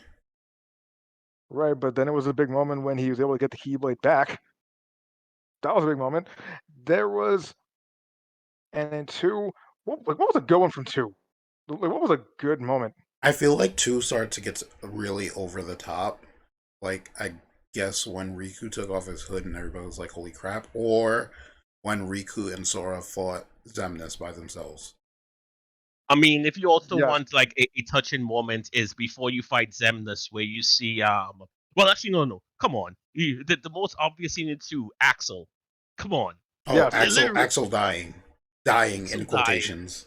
in quotation marks before three cheapened that death. That was literally the scene that everyone talked about because it was one of the most badass scenes where Axel just comes out. He's like, "Yep, I'm gonna save you guys." He brings out his weapons. He just fights a whole army.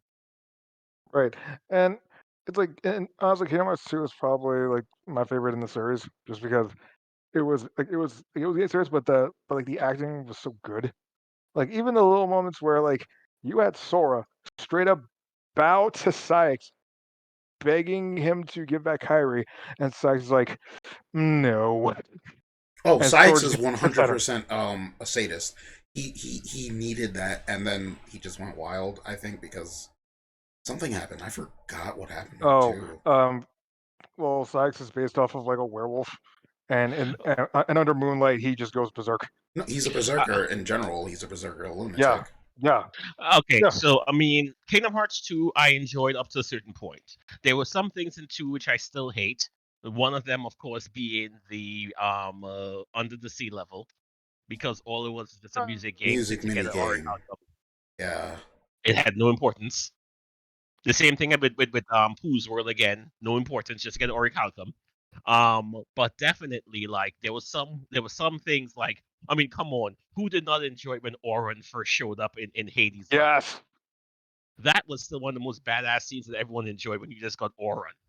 And and Yeah, it's like and that's kind of a massive spoiler for Final Fantasy X, if you think yes, about it. it was because it actually yeah, Auron was dead. It's hilarious. but it was like years later. But the thing that always like amazed me, like you have Hades, like I'm gonna bring out the mother of all bad guys, and you picked Orin. I I will mean, say this though. One thing that two also did really damn well, and I know three continue with it, was the combination attacks. Oh Lord, did two make that a spectacle? Oh, it was right, beautiful with the reaction commands. Yeah. Yep. And, and, yes, And the best touch of them is still the genie one, where genie's form changed based on what form you were in. So you had like Yes. Beast Genie look, Yes. like any of the forms he also had a look. I was just like, that's so interesting that they added an extra touch with Genie. Right. And actually, Dragon, just to like wrap up my earlier point, just like Mhm. get out of the way. My problem with 3 is that tonally it was all over the place. Like even at the end, like like you were saying, the sword was schizophrenic. This it's like this game makes me kind of not want to argue that, only because No, I made the he joke of that because it's one person with four bodies inside of him. So it's like a schizophrenic is usually a person with like like a multiple minds in their head, multiple voices. uh that's not schizophrenia, but That's don't worry DID. about everybody makes that mistake. It's whatever. But My mistake. the Sorry. yeah, like like actual schizophrenia is actually what I was like gonna like let you have, but whatever. So it's like we're at the tail end of the game. This is like supposed to be like the big war that's been built up for how many games, and he beats, was it Larxene or Marluxia? I'm trying to remember, but he was like, "You be recompleted." Like it's no big deal. Like none of it's a big deal. Yeah, it just falls really flat. Right. Like, And sorry, go ahead. no, Well, no, no. here's what. I mean, I got disappointed in Mortal Kombat 10 already with that, where Quan Chi went from being like a badass in 9 to just being a sock puppet in 10, where everyone just whoops his tail.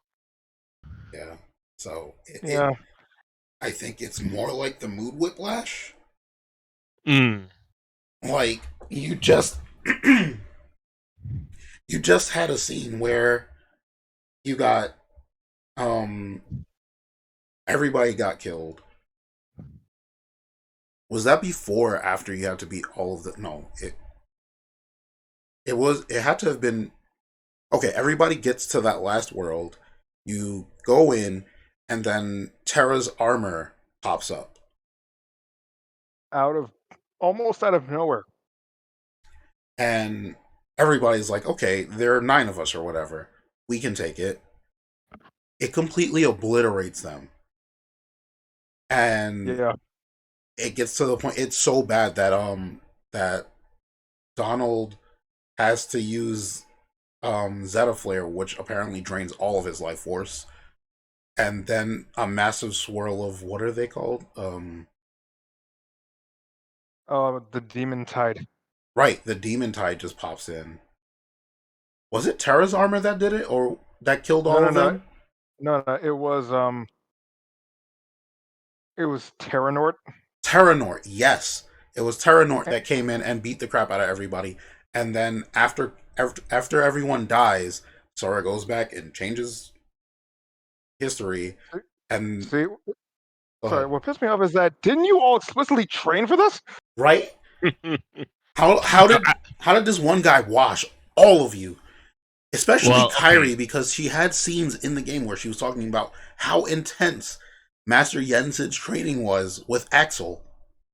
She got kidnapped again. And I'm like, what's the point? Why were you there? What is the point of you? To get And kidnapped, apparently. Oh gosh. I would say this. I think also. Well, I don't know. I haven't played fully through 3, so y'all can tell me if 3 had the epic scene moments as well. But I think one thing I did enjoy with 2 was the epic scene moments where it felt more like, damn, you're a badass going through all of this. Like for example, the 10,000 heartless, or was it 10,000, 1,000? How much heartless it was in the 2? 1,000 Heartless scene, yeah, The 1,000 heartless, so you were just basically a one-man wrecking army because you just had a whole swarm of heartless to get to where you had to go to, and you literally had to fight them all.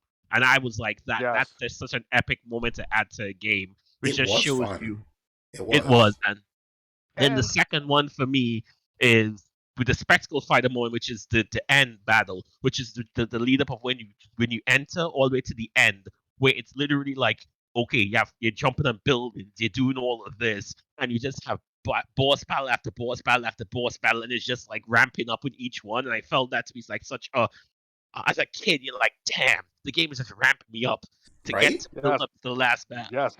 and just so you think it's over, is that a dragon? And then it's this whole part, this nobody dragon thing, and Yep. now you're on basically a gummy ship, but with a giant fuck you laser, which is like, okay, I can get behind that. Yep. Why? And The then just to top off everything at the end, after you fight the boss, just at his final FU moment, even though this was a quick time event, his okay, you have to block every attack he's firing at you. So oh, you the attack laser quick, move. the laser Yes. move, and you and Riku just like blocking everyone. Like this is the type of epicness, the spectacle fighter that two had, and I didn't feel that any part of three I played replicated it. And then after that, everybody, like, both of you are tired. Ryu gets almost yeeted, and I throws out a laser to his throat. And you're like, I thought I won that. Fuck. And then Ryu saves you, gets hit, and then laser to the chest. And I was just floating there. It's like, okay, finish it. Rose forever. Yep. Yes. And I think that to me was really the biggest difference between two and three for me. And I think three probably had at the end, I don't know, y'all can tell me this, but Not really. I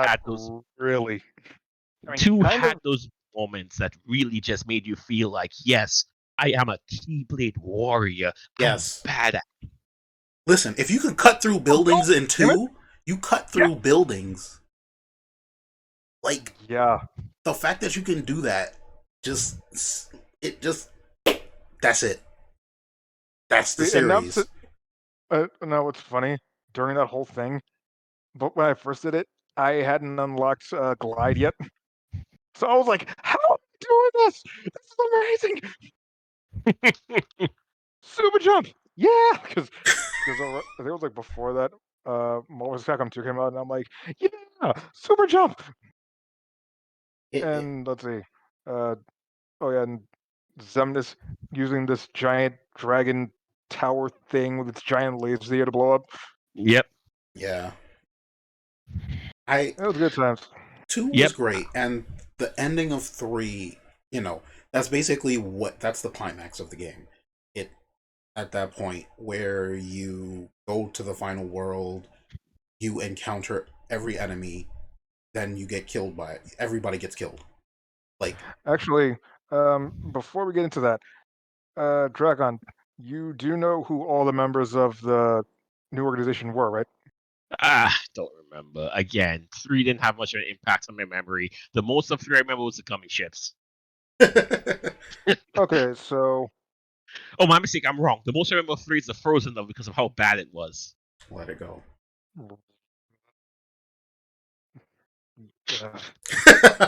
damn you for that. Damn you for that. But please continue. Yeah. Okay, so essentially, you go there with. Okay, it's supposed to be 7 Guardians of the Light, 13 Seekers of Darkness. Even though there's more than 7 of you, whatever. Screw it.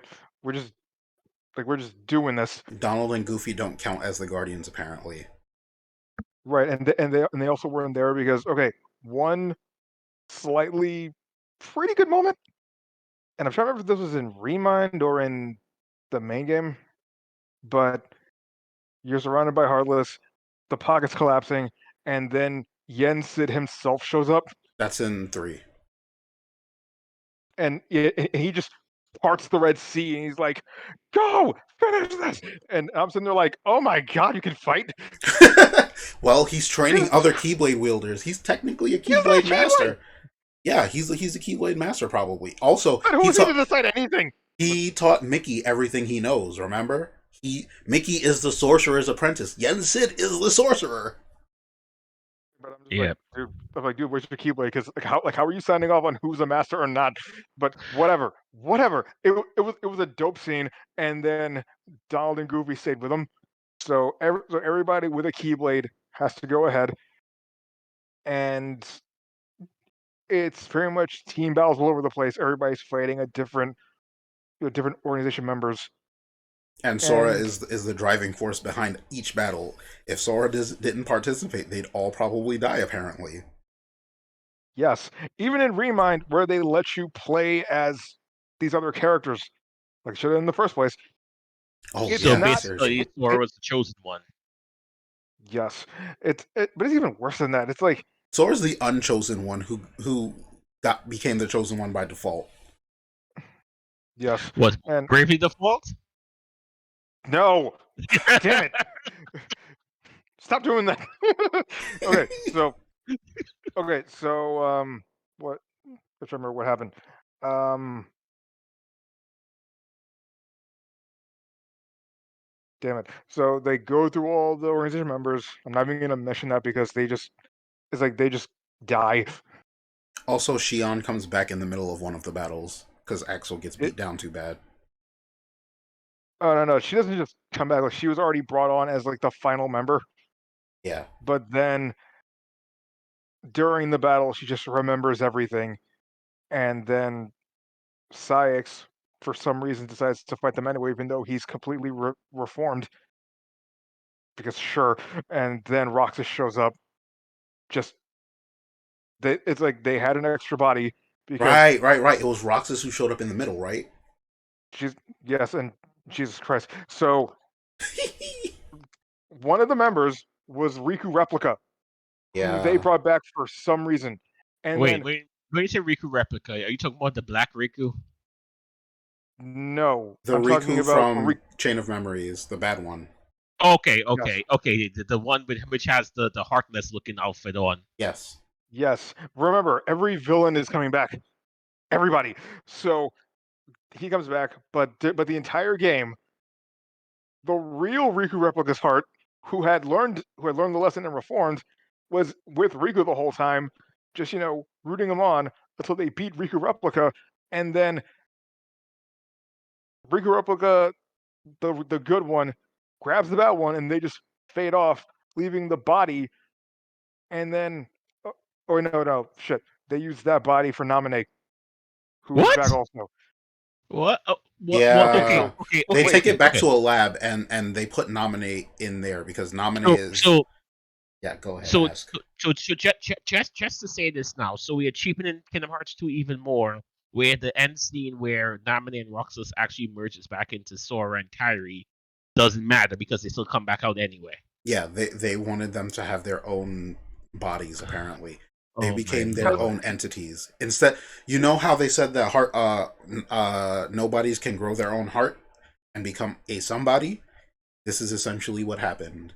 So does that mean that Sora and Kairi are permanently heartless now since you took their nobodies out of them? They both grew their no, own no. hearts too. I don't know, man. Okay, I'm so so they confused. look. Sora and Kai had their own hearts.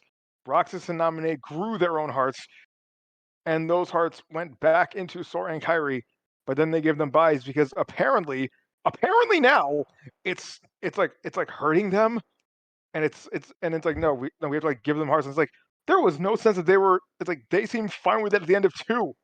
So what they're saying is basically the fact that because it ended up being two hearts, one body at that point, they had to take one heart out and leave it as one heart, one body, and put the other heart into a new body. Right. Yes, a replica body, which they explicitly state is basically a real body. So So there's so my no issue. question is this then. So how is it that Sora himself wasn't hurt in all those years when he had Ventus or whoever that was inside him the entire time? I have no Magic. freaking idea. No, what you mean? There. Magic. Oh yeah, magic. That's just There you go. contradicting the whole thing.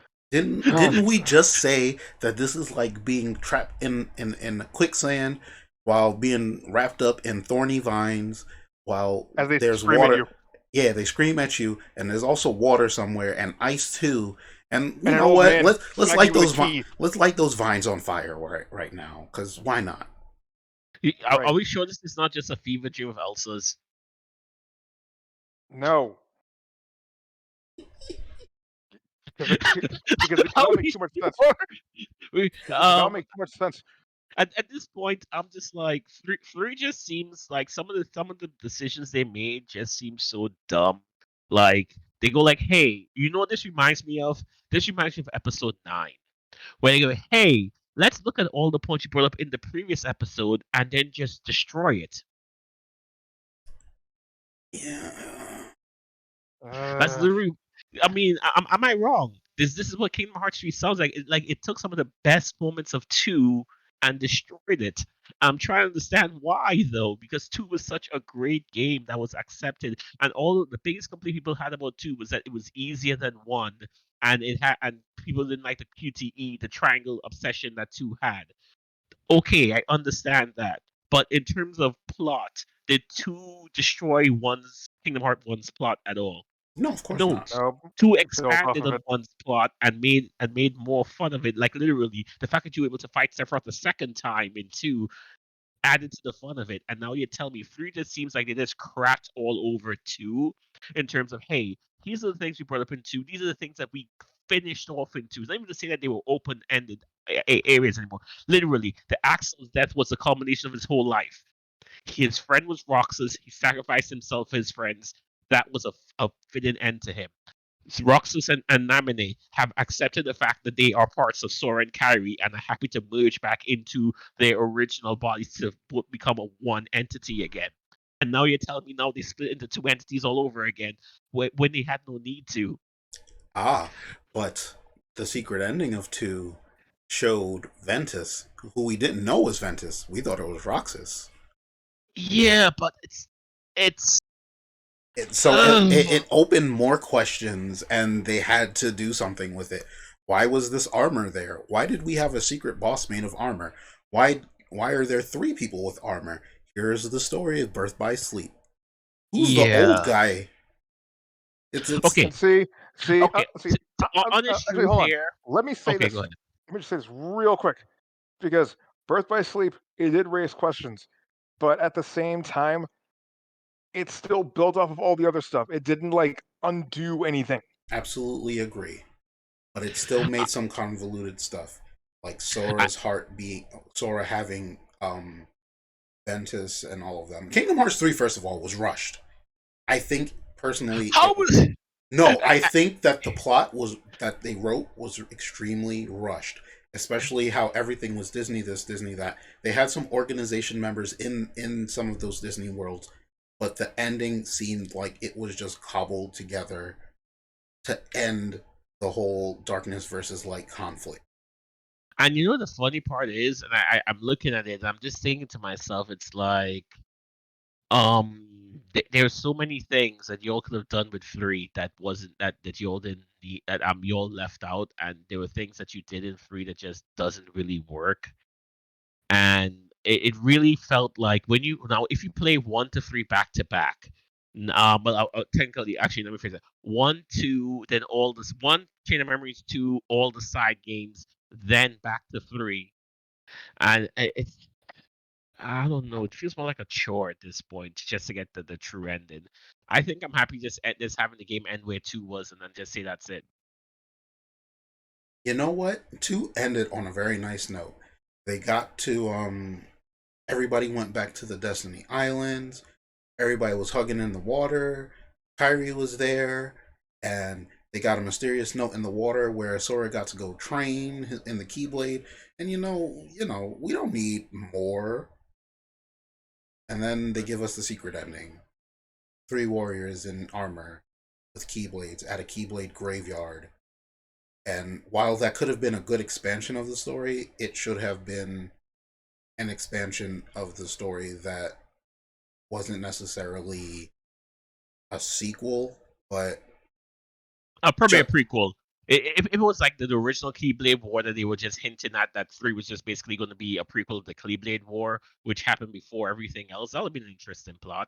yeah, that. But instead of having it be more Sora stuff, Sora could be an incidental character, like a side character, and it's more of just universe expanding instead of Oh, instead of just straight plot about Sora saving everyone, because that's what the trailer was. Everybody was saying Sora save us, Sora save us, and I'm like, y'all are like 30 years old. Aqua actually, that would literally spent a decade in the realm of darkness, so she's almost 30 years old. You know what? That's actually funny to think of it that way. Where if Kingdom Hearts 3 was actually you played a different character and you now had like 30-year-old Sora, Kairi, and Riku, and like literally like you're probably playing that their kid. or if they're even a bit old or something like that, and it just continues the story that way. And then you look at like, yeah, all the characters have grown up, but like Mickey and them still look the same age because it's Disney. They don't age. Exactly. King Mickey is Right. already was already like in his 70s when Kingdom Hearts first came out. So that's fine. He's going to be youthful. They even had a world where Mickey was Steamboat was, you know, in the Steamboat Mickey, form of yeah. Steamboat Yeah, Willie Mickey. I remember that one. So it's fine if they look a certain way, if they still look youthful or whatever, just updated for newer times or whatever. But if these other characters aged and had children, and these children became Keyblade warriors, because essentially Keyblade warriors are like Jedi and Sith. They're always clashing, Yep. and most of the good Keyblade warriors are dead. Yep. So, Pretty much. and like I said before, Riku was basically Anakin. Literally, he was the chosen one that went to the dark side, and then went Oh back to no, the no, light man. side after. Freaking what's his name? Terra. Like he was more Anakin than he was more Anakin than Anakin. Yeah, he was pretty angsty. Like Terra had a lot of angst. In fact, if you think about it in this way, their master was voiced by Mark Hamill, and Terra killed him. Oh, Yeah. okay, interesting. I, I, I, I don't know what to say Well, about this topic. actually, Terra beat him, but then Master Xander came out of nowhere and killed him. Yeah, But still, aiding and abetting. Sorry, aiding and abetting. Damn. it's a good story if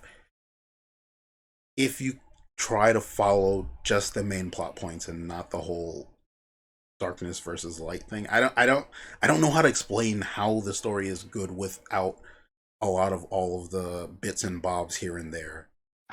I mean, they could have just ended it after two, They could and I have, think They people would have could been have. fine with Yeah. it. and then people were like, "We want Kingdom Hearts 3." And that's because, as you said, because of the ending cutscene which spoiled three. But sorry, not spoil, but which teased at another game, which Yes, is we wanted 3 with these Keyblade warriors. Excuse me. They gave us Birth by Sleep, which is cool. Birth by Sleep was a good story. It was a prequel.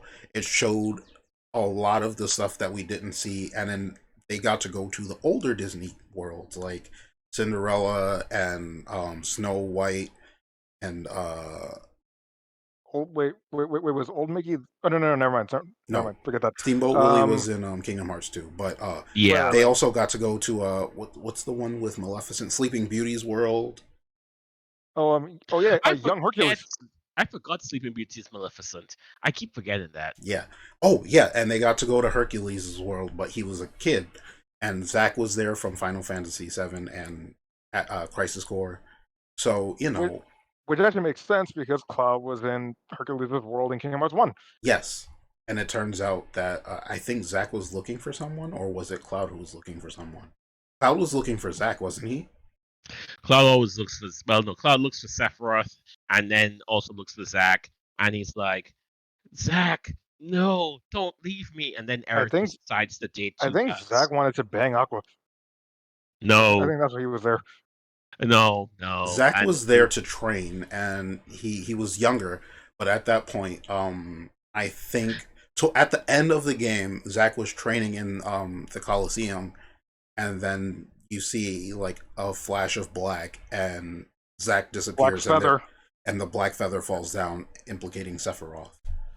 I would say that I would say that the reason why Zach wasn't looking for to date to get Aqua that way is because if we count Zach as still being alive in Kingdom Hearts, then I still believe that he would have been still been dating Aerith at that time.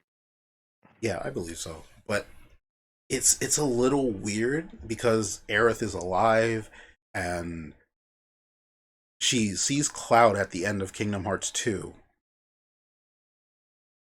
Oh yes, because two is Advent Children. You're correct. She's supposed to be dead by this point. Yeah, she's supposed to be way Yeah. dead, but she sees Cloud, and she's like basically seeing how he's doing. She doesn't. They don't have voice lines, but based on the way that they're interacting, he's being Cloud, and she's being herself, and she's basically the mother of the group.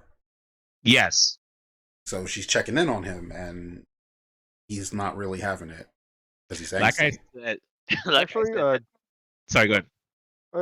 yeah, real quick, just to point this out, I thought that it was just still like just dope as hell when the Heartless War in 2 was happening, and all the Final Fantasy characters were jumping in to help. Yeah. Like actually, Yes, I say like it was Yuna, Riku, and Pain from 10-2. It was Leon, it was Cloud. Friggin' Tifa. yes, Stitch was there, firing lasers. True that. True that. Stitch was there firing Which, lasers. which is why I said that's why I enjoyed two. Two gave those epic moments that I really missed in three, and it's just like how you go from this type of thing, like the fact that that they literally PS2 was powerful enough, even though they had to do some hijinks to actually let you do a 1,000 battle where literally Sora is going crazy, like grabbing the laser Heartless, using it to kill the other Heartless, doing all these spin attacks and killing a whole bunch of them. I'm just like, Oh this right, alone was They just such tried a to do bang. something similar in 3, it's and not as it's not good. as epic. It's the last world, and also since they added the Disney rides into it, it's not that cool. Like Yes, yes. you're using a roller coaster to kill Heartless, and I'm like, Welcome back, I would not have paper. added that the whole function at all. It's just Nomura it's wanted needless. that in there because this is his love letter to Disney. He had Disney. all of Yeah. the rides in, so he's like, "Give me Splash Mountain right now. We're gonna kill the Rock Titan with a roller coaster." And I'm like, "Why? This is stupid." Yeah. So again, and I agree with you. So from my understanding, three had the epic in quotation marks moments at the end only. Yeah. Two had it sprinkled throughout the entire game because although the what do you call it, the Heartless War happens nearer to the end, it's still you still have a good amount of plot before you even reach the end. And the Right, end, the gauntlet itself is its own level of epicness by itself. And then there's also the some of the other scenes in between, which I mean, dude. like for example, the Mulan one I also enjoyed into. Right, Yes. Yes. Yes. Mulan was good. and it had its own Heartless War, but it was all right. You were you're on that mountain, like just like in the movie, but instead of Huns, it's Heartless, and you had to fight them. And it's like okay, it's a moment from the movie, but also makes sense for this game. Yep. That's good. And Instead of oh sorry, instead of what 3 does, like in a the Tangled world, Oh where god. oh, you are literally watching entire scenes from the movie, Hmm. and please then don't remind me. I and then forgot about Tangled. turn the camera. Oh hey, Sora's still there. Yeah, I, it's really weird that basically all of these Disney movies happen, and Sora's just like a creepy dude looking through the window, watching the couples get together or whatever. Like, Yeah. and oh, I do have to mention two things. One thing that I liked about Kingdom Hearts 3 is that I didn't have to switch out one of my party members for a guest character. Oh yes. yeah, they were all there. I did like that. And two, um,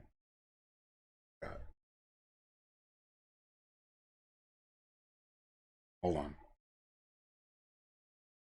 characters were okay. I liked some of the characterization of newer characters, and by newer characters I mean characters that we didn't see in the main numbered games. So got to see Marluxia and Larxene and the other members of the organization who were murdered. Right. Yes. I don't know. It's like Okay. my problem Sorry with guys, that. I'll be right back again. I have to go pick up something. Be right No back. problem. Yeah, sure. All right, it's like my problem with the organization in 3 for those Disney levels is that I mean I think it was just Marluxia that was actually like doing something. Like he influenced the evil lady to be the evil lady, and It that's one thing. But after that, everyone's just kind of like doing something, but you don't even know why they're doing it. okay. I see what you're talking about. Um, It's no, I it's like think with 2, they were like, okay, we are going to build our own Kingdom Hearts. We're going to make big Heartless, send out all these other Heartless, and just have Sora and whoever else with the Keyblade, kill them all, and that's exactly what they were doing, and it was working. Like it's like you're fighting this whole heartless war, and I think I'm trying to remember if it was like before that or after that, where they're pretty much telling you, this was actually a bad move, you killing them. Actually, no, Yes. actually, yeah, it was after. Like, In Kingdom Hearts 2, essentially, they explain that every time you kill a Heartless, its heart is added to Kingdom Hearts. So yeah, when if it's called Sora, that Keyblade, yes, when you're killed by a Keyblade, when a Heartless is destroyed by a Keyblade, the heart moves up to Kingdom Hearts, and this revelation actually kind of stops Sora in his tracks for a second. Like, let's be real, it was a second, but he kind of blue screened at that point. It's like, yeah, I'm helping the bad guys, and he kind of just stopped, and then they're like, well, keep on doing it though. and then who shows up to save him? Freaking Maleficent, Yeah, and then you think she's dead for a bit, but she's up later, and even she's like, okay, yeah, I'm not having this shit. Pete, let's go kick these guys' asses. And he doesn't want to, but then Mig's like, come on, Captain Pete. And he's like, you little bitch. Oh, you know what? Screw it. I'm pissed now. Let's do this. And they're gonna like hold off the Heartless while you take out Zemnis. And it's like, that was nice. it. That was a nice little thing. See, I like the role that Maleficent took in the series. It's not that she was just evil, um, for the bad Even for the guys. sake of it. Yeah, she had her own machinations, and she was going to complete her goal, whether everybody listened to her or not. She'd do it by herself, or she'd have Pete help her. And Pete was like, Right. "Yeah, whatever, I'm down, dog." And they did their thing. And if helping the good guys, um, was helped her cause, she was gonna do it. Yeah. Whereas, And Fuji's not even Marluxia, there. I guess Marluxia's plan was just like, first of all, his plan in Chain of Memories was like, hey, let's like rebel against the others or whatever. I'm pretty Yeah. sure it was him. Yeah. The young kids are taking over. And That was his entire thing. And then they just brought him like I honestly didn't think that they would bring him back just because he was the traitor. Like, actually, no, what?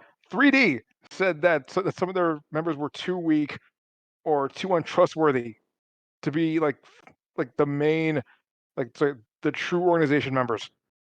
right, But then you bring in like the two biggest traitors you had, was that Larxene and yeah, Marluxia? Larxene and Marluxia. Yeah. Yeah, they even brought back Demix for some reason. Well, Demix is actually pretty good.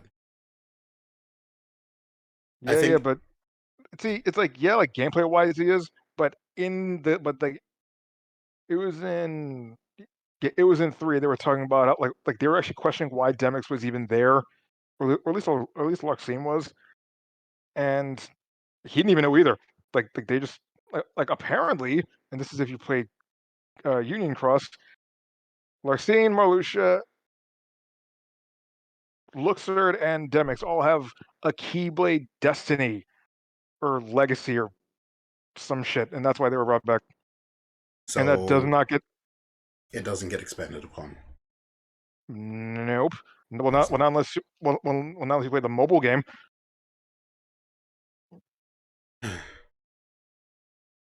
And they expand on it for Larxene and for Marluxia, and that's about it. Like, you find out just randomly that in this crazy afterlife place called the Final World, like you find Marluxia's. Actually, was it actually? I'm not sure if it was his sister or somebody else. Fuck, I don't know. Like, no, yeah, you meet Marluxia's sister, but she's like formless and stuff. Oh, the star things that you go into as Sora. Yes, some of them speak, and one of them mentions Marluxia. Yes. his sister, and that doesn't get brought up at all in the game. And he just dies, but also gets recompleted. Like, ah, man, I remember everything. That's weird. And it's like he goes in peace, even though he should be like, dude, your sister was murdered. Shouldn't you be like a little more concerned? But whatever.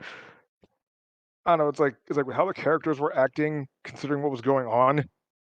It just felt off. In three, yeah. Um,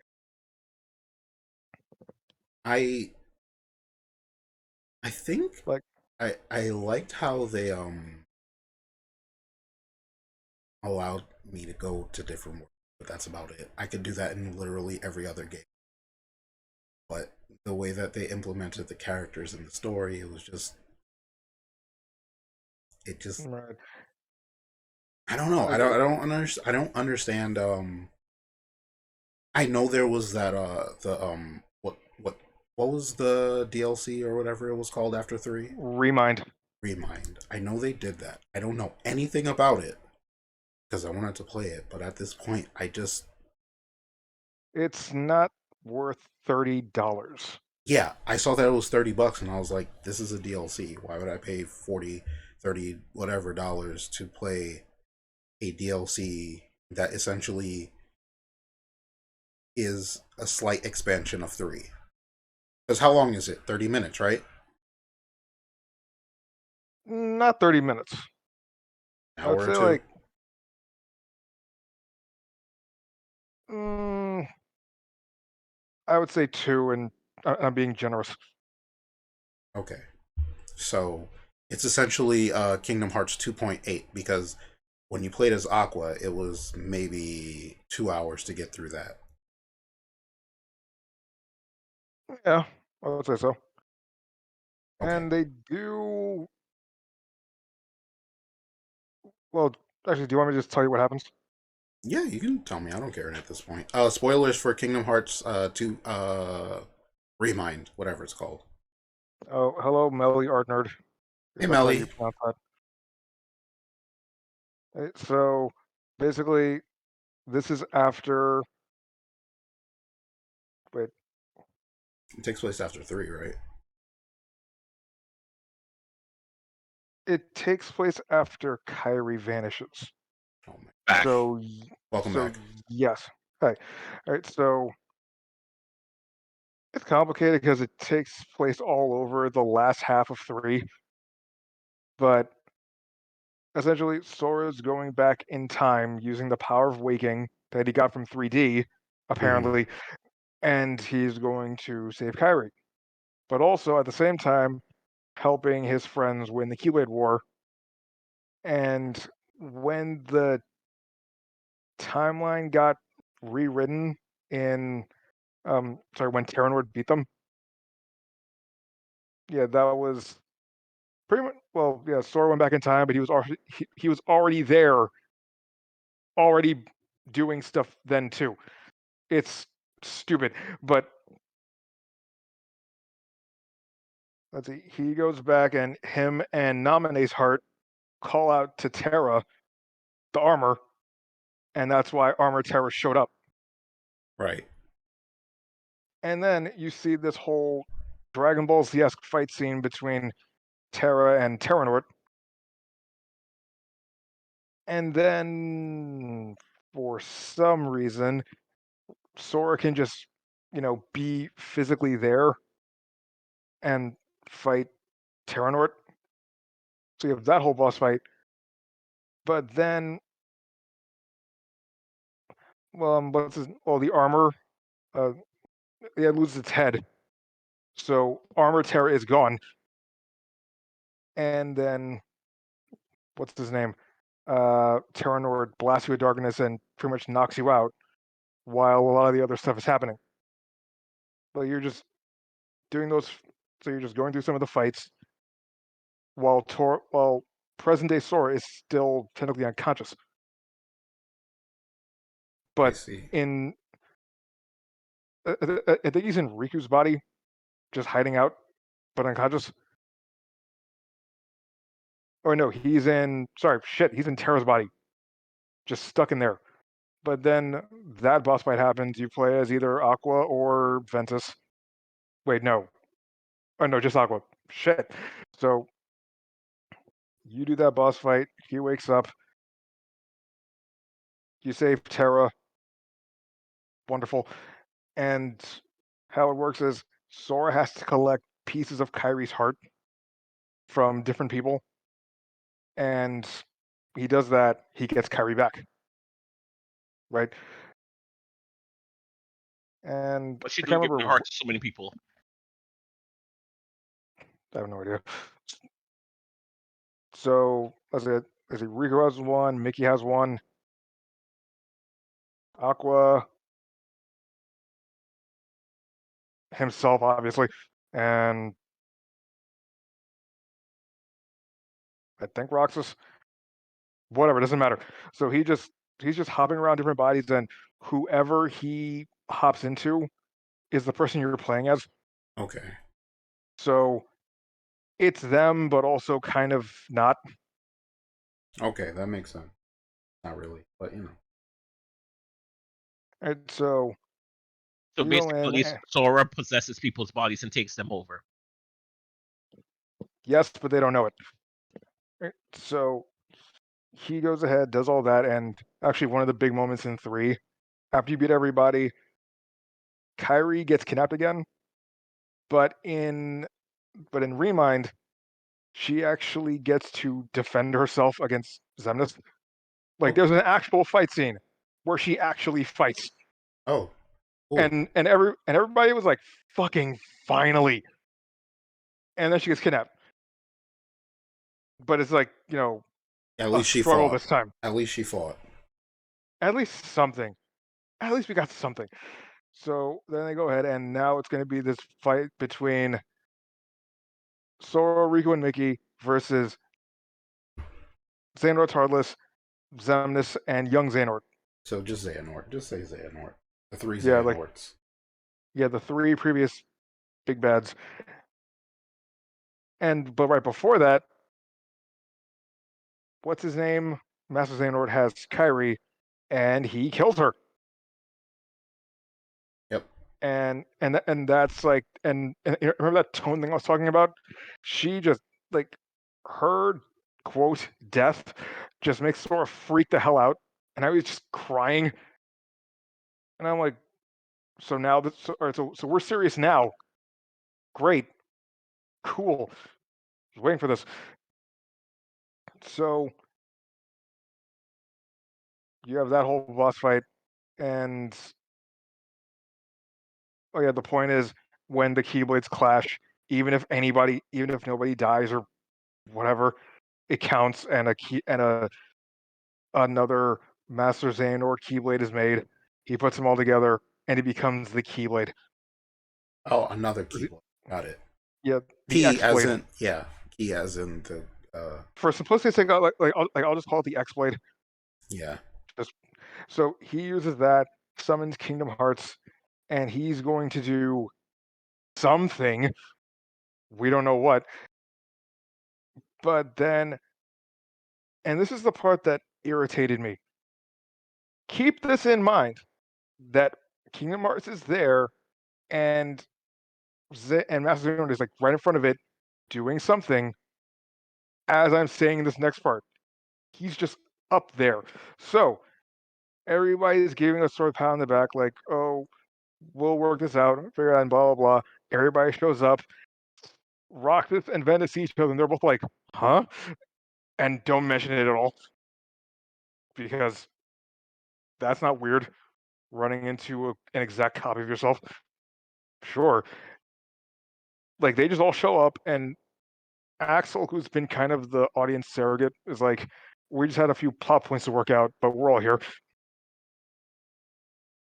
So yeah, then they all raise their keyblades, blast Xehanort with whatever, and then Xehanort turns around like, "Oh shit!" And then he just gets blasted with this thing, opening a portal that he goes into, and then Sora goes in after him, and now they're in Skull Adkylum, which is at this point just a place you go.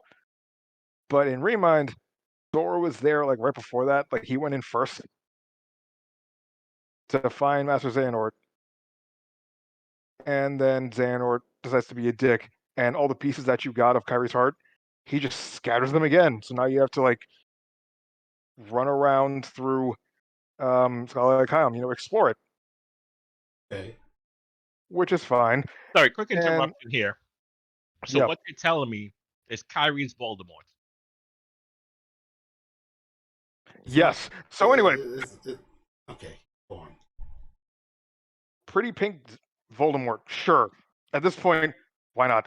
So you go do the stuff, you complete all the puzzles, you blah blah blah blah blah. You get all of her pieces, and then you're showing a timer because we are now under pretty much Marty McFly rules. Because here's Sora really, and here's Sora from the like pretty much there's these things that are called the 13 Seasons of Darkness. They're other things. It's I'm not even gonna bother explaining them. They're just weird puppet looking whatever's. Sora fights them straight up in the regular timeline, and it's a kind of cool boss fight. I mean, it's pretty much 13 things at once, but all Yep. over this crazy city that you just found out about, Hmm. and that's pretty cool. Oh, and they have this crazy like big AOE attack. Like it creates this giant seal on the sky and it just starts raining magical bolts on you. It's pretty cool. So it's okay. And then, but after that, present day Sora goes back to find out what his friends are actually doing instead of just standing there like idiots while Sora's doing all the work again. And this is all Remind. Zemnis, sorry, Master Xehanort comes, shows up. All the Secrets of Darkness become armor for him. Not the other armor that you saw, like actual, like this weird, like goat armor thing. Okay. I don't know. So, past Sora's fighting that, and then regular Sora goes back to join his other friends, who now have to fight the 13 Secrets of Darkness again, the puppet things, and it's this whole big fight between them. And even they are admitting, hey, if Master Xehanort gets Kingdom Hearts, what happens? And Alec was like, I have no idea. But regardless, we just can't let it happen. That's it. It's like, okay, sure, whatever.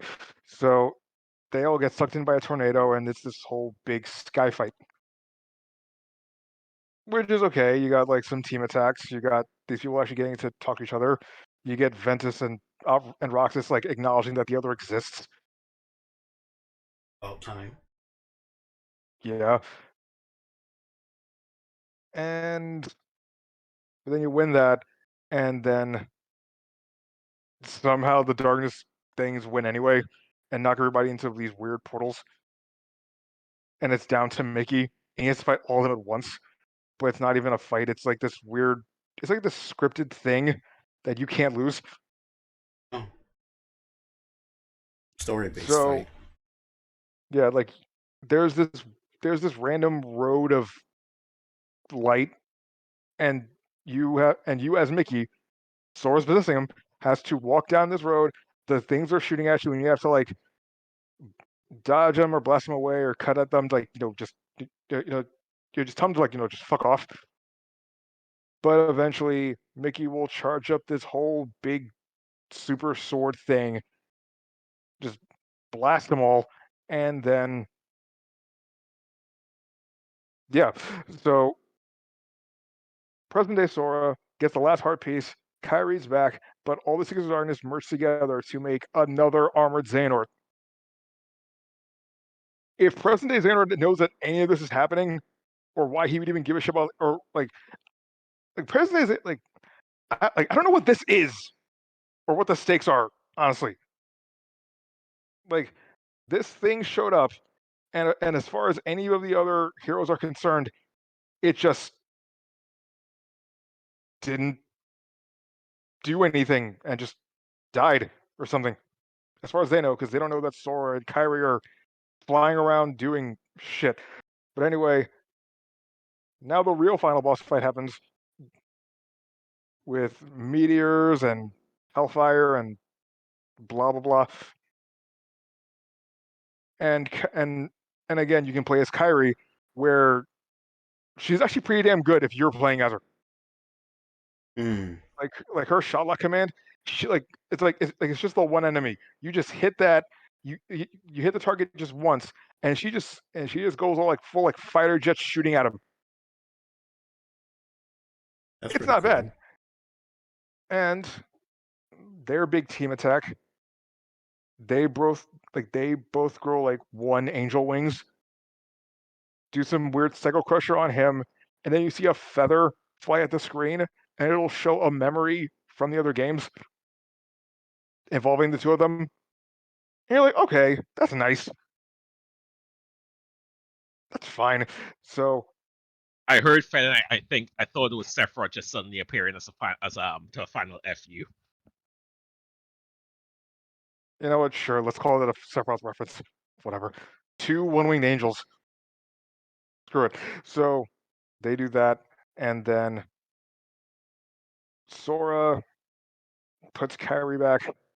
But before he does that, like this is like through the whole ending, you see Chirithy from Union Cross show up and meet Ventus because they know each other from way back when. I guess. Yeah, From it the was mobile game. Yes, it was Sora and Kyrie that brought Chirithy there. And Naminé coming back in her own body, that was them too. Like they're just doing things throughout the ending. And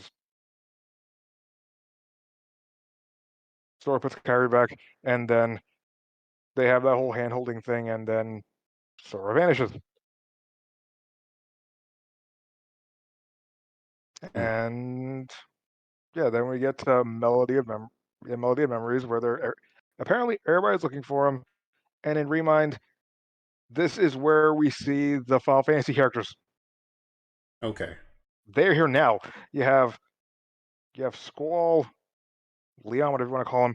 Yeah, Aerith. You got Sid. You got Yuffie. And Riku's with them in Merlin's house in Hollow Bastion. Mm-hmm. The problem is that's all Hollow Bastion you get. You can't run around anywhere else. You're just stuck in this tiny room with these 4 people. Well, it's not Hollow Bastion anymore. It's Radiant Garden. Whatever, man.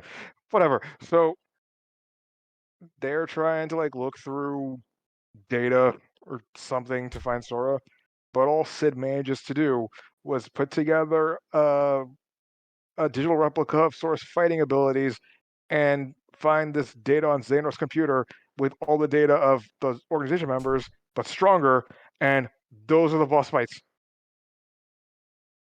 Those are just the gauntlet of organization members. Just run through them as best you can. It's a bitch, but do that, which will then lead to pretty much nothing, except then the fairy godmother will show up and be like, "You and Kyrie, I need you both," and that's it. But then we cut to Sora in some place, I don't know, and then he meets Yozora, the protagonist from Verum Rex, And they that fight. game that yes, and this is where we get 2 endings. Either A, Sora wins, this guy is fades away, and he's like, "That's no big deal," and then he just disappears, and then you see him in his car. His driver's like, "Amazing, isn't it?" And he looks out the window, but you don't see what he's looking at. And both of them are like talking at the same time, like none of this makes any sense to me. Or Yozora wins, Sora gets frozen in ice or crystal or whatever, Yuzuru goes to the final world, but then he again looks like he's back in his car, looks out the window, both of them say again, none of this makes any sense to me. And I'm sitting there like, what the fuck is going on anymore? Literally, what the fuck is going on? But then we have Melody of Memories. I'm gonna like, and again, this is just a rhythm game. Skip to the end. Xehanort has been manipulating Kyrie to find the world outside of something. It's like it's a world without light or darkness or whatever. It's called Quadratum. The city that Sora is in, it's called Quadratum. That's the information that we get throughout this whole game.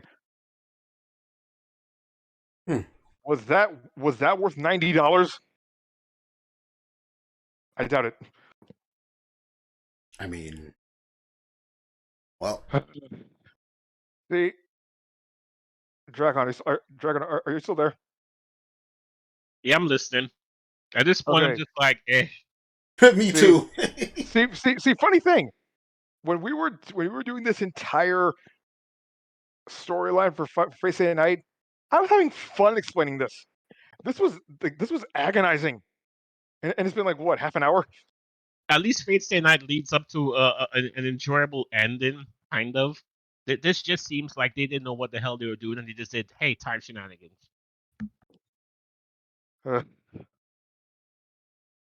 I'm saying this, but we're at like 2:30. You want to call it? I'm tired. Yeah, This I whole think this whole that's it. this whole Sure. stupid series.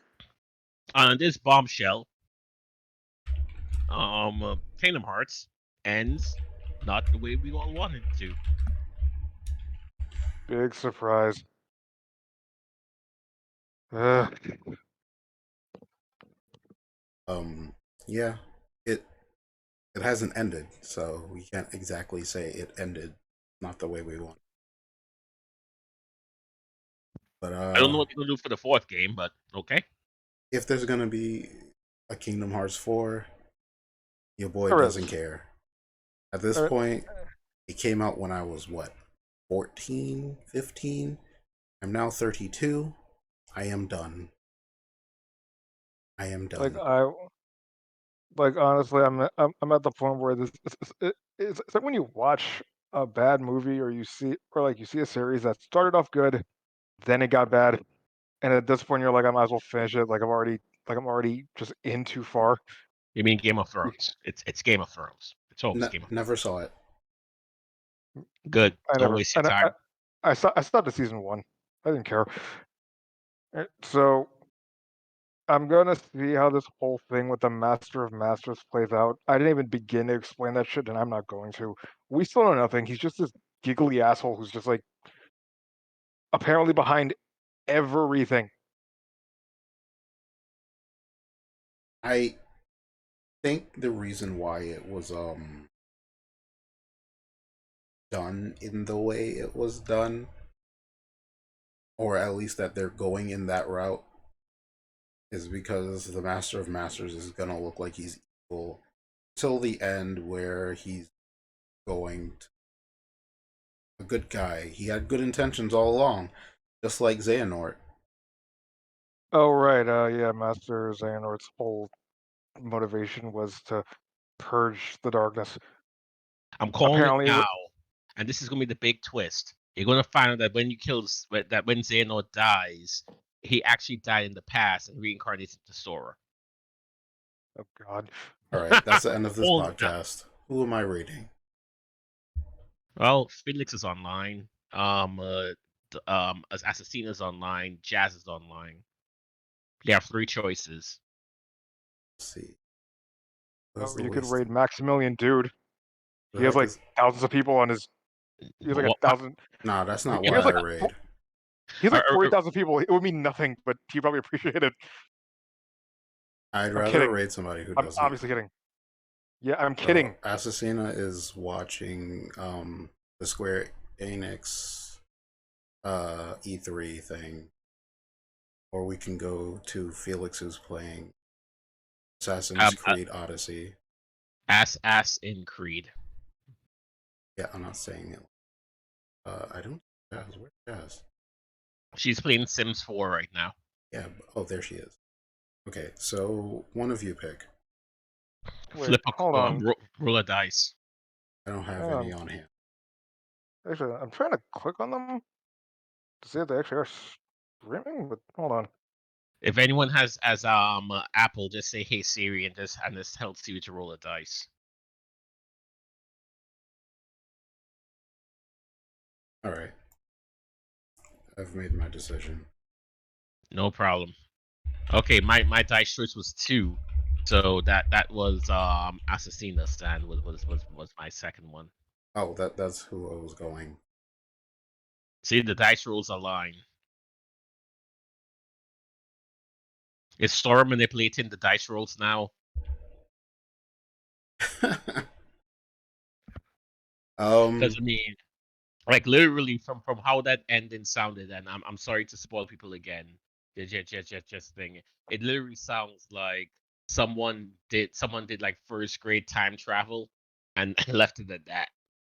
They're remaking Life is Strange. That's Remake? No, they're fine. making another one.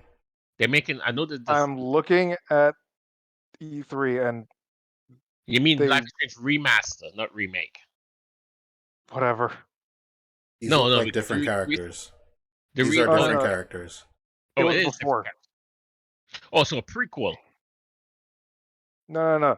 Before it was showing the same characters from the first game, but they're being like retextured.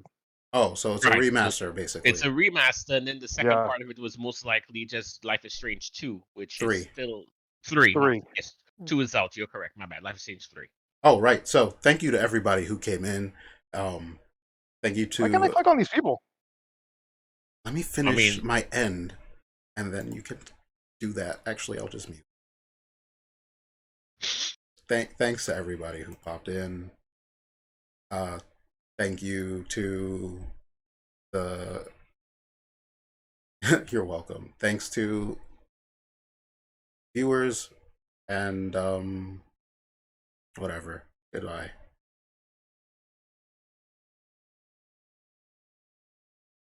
yep. All right.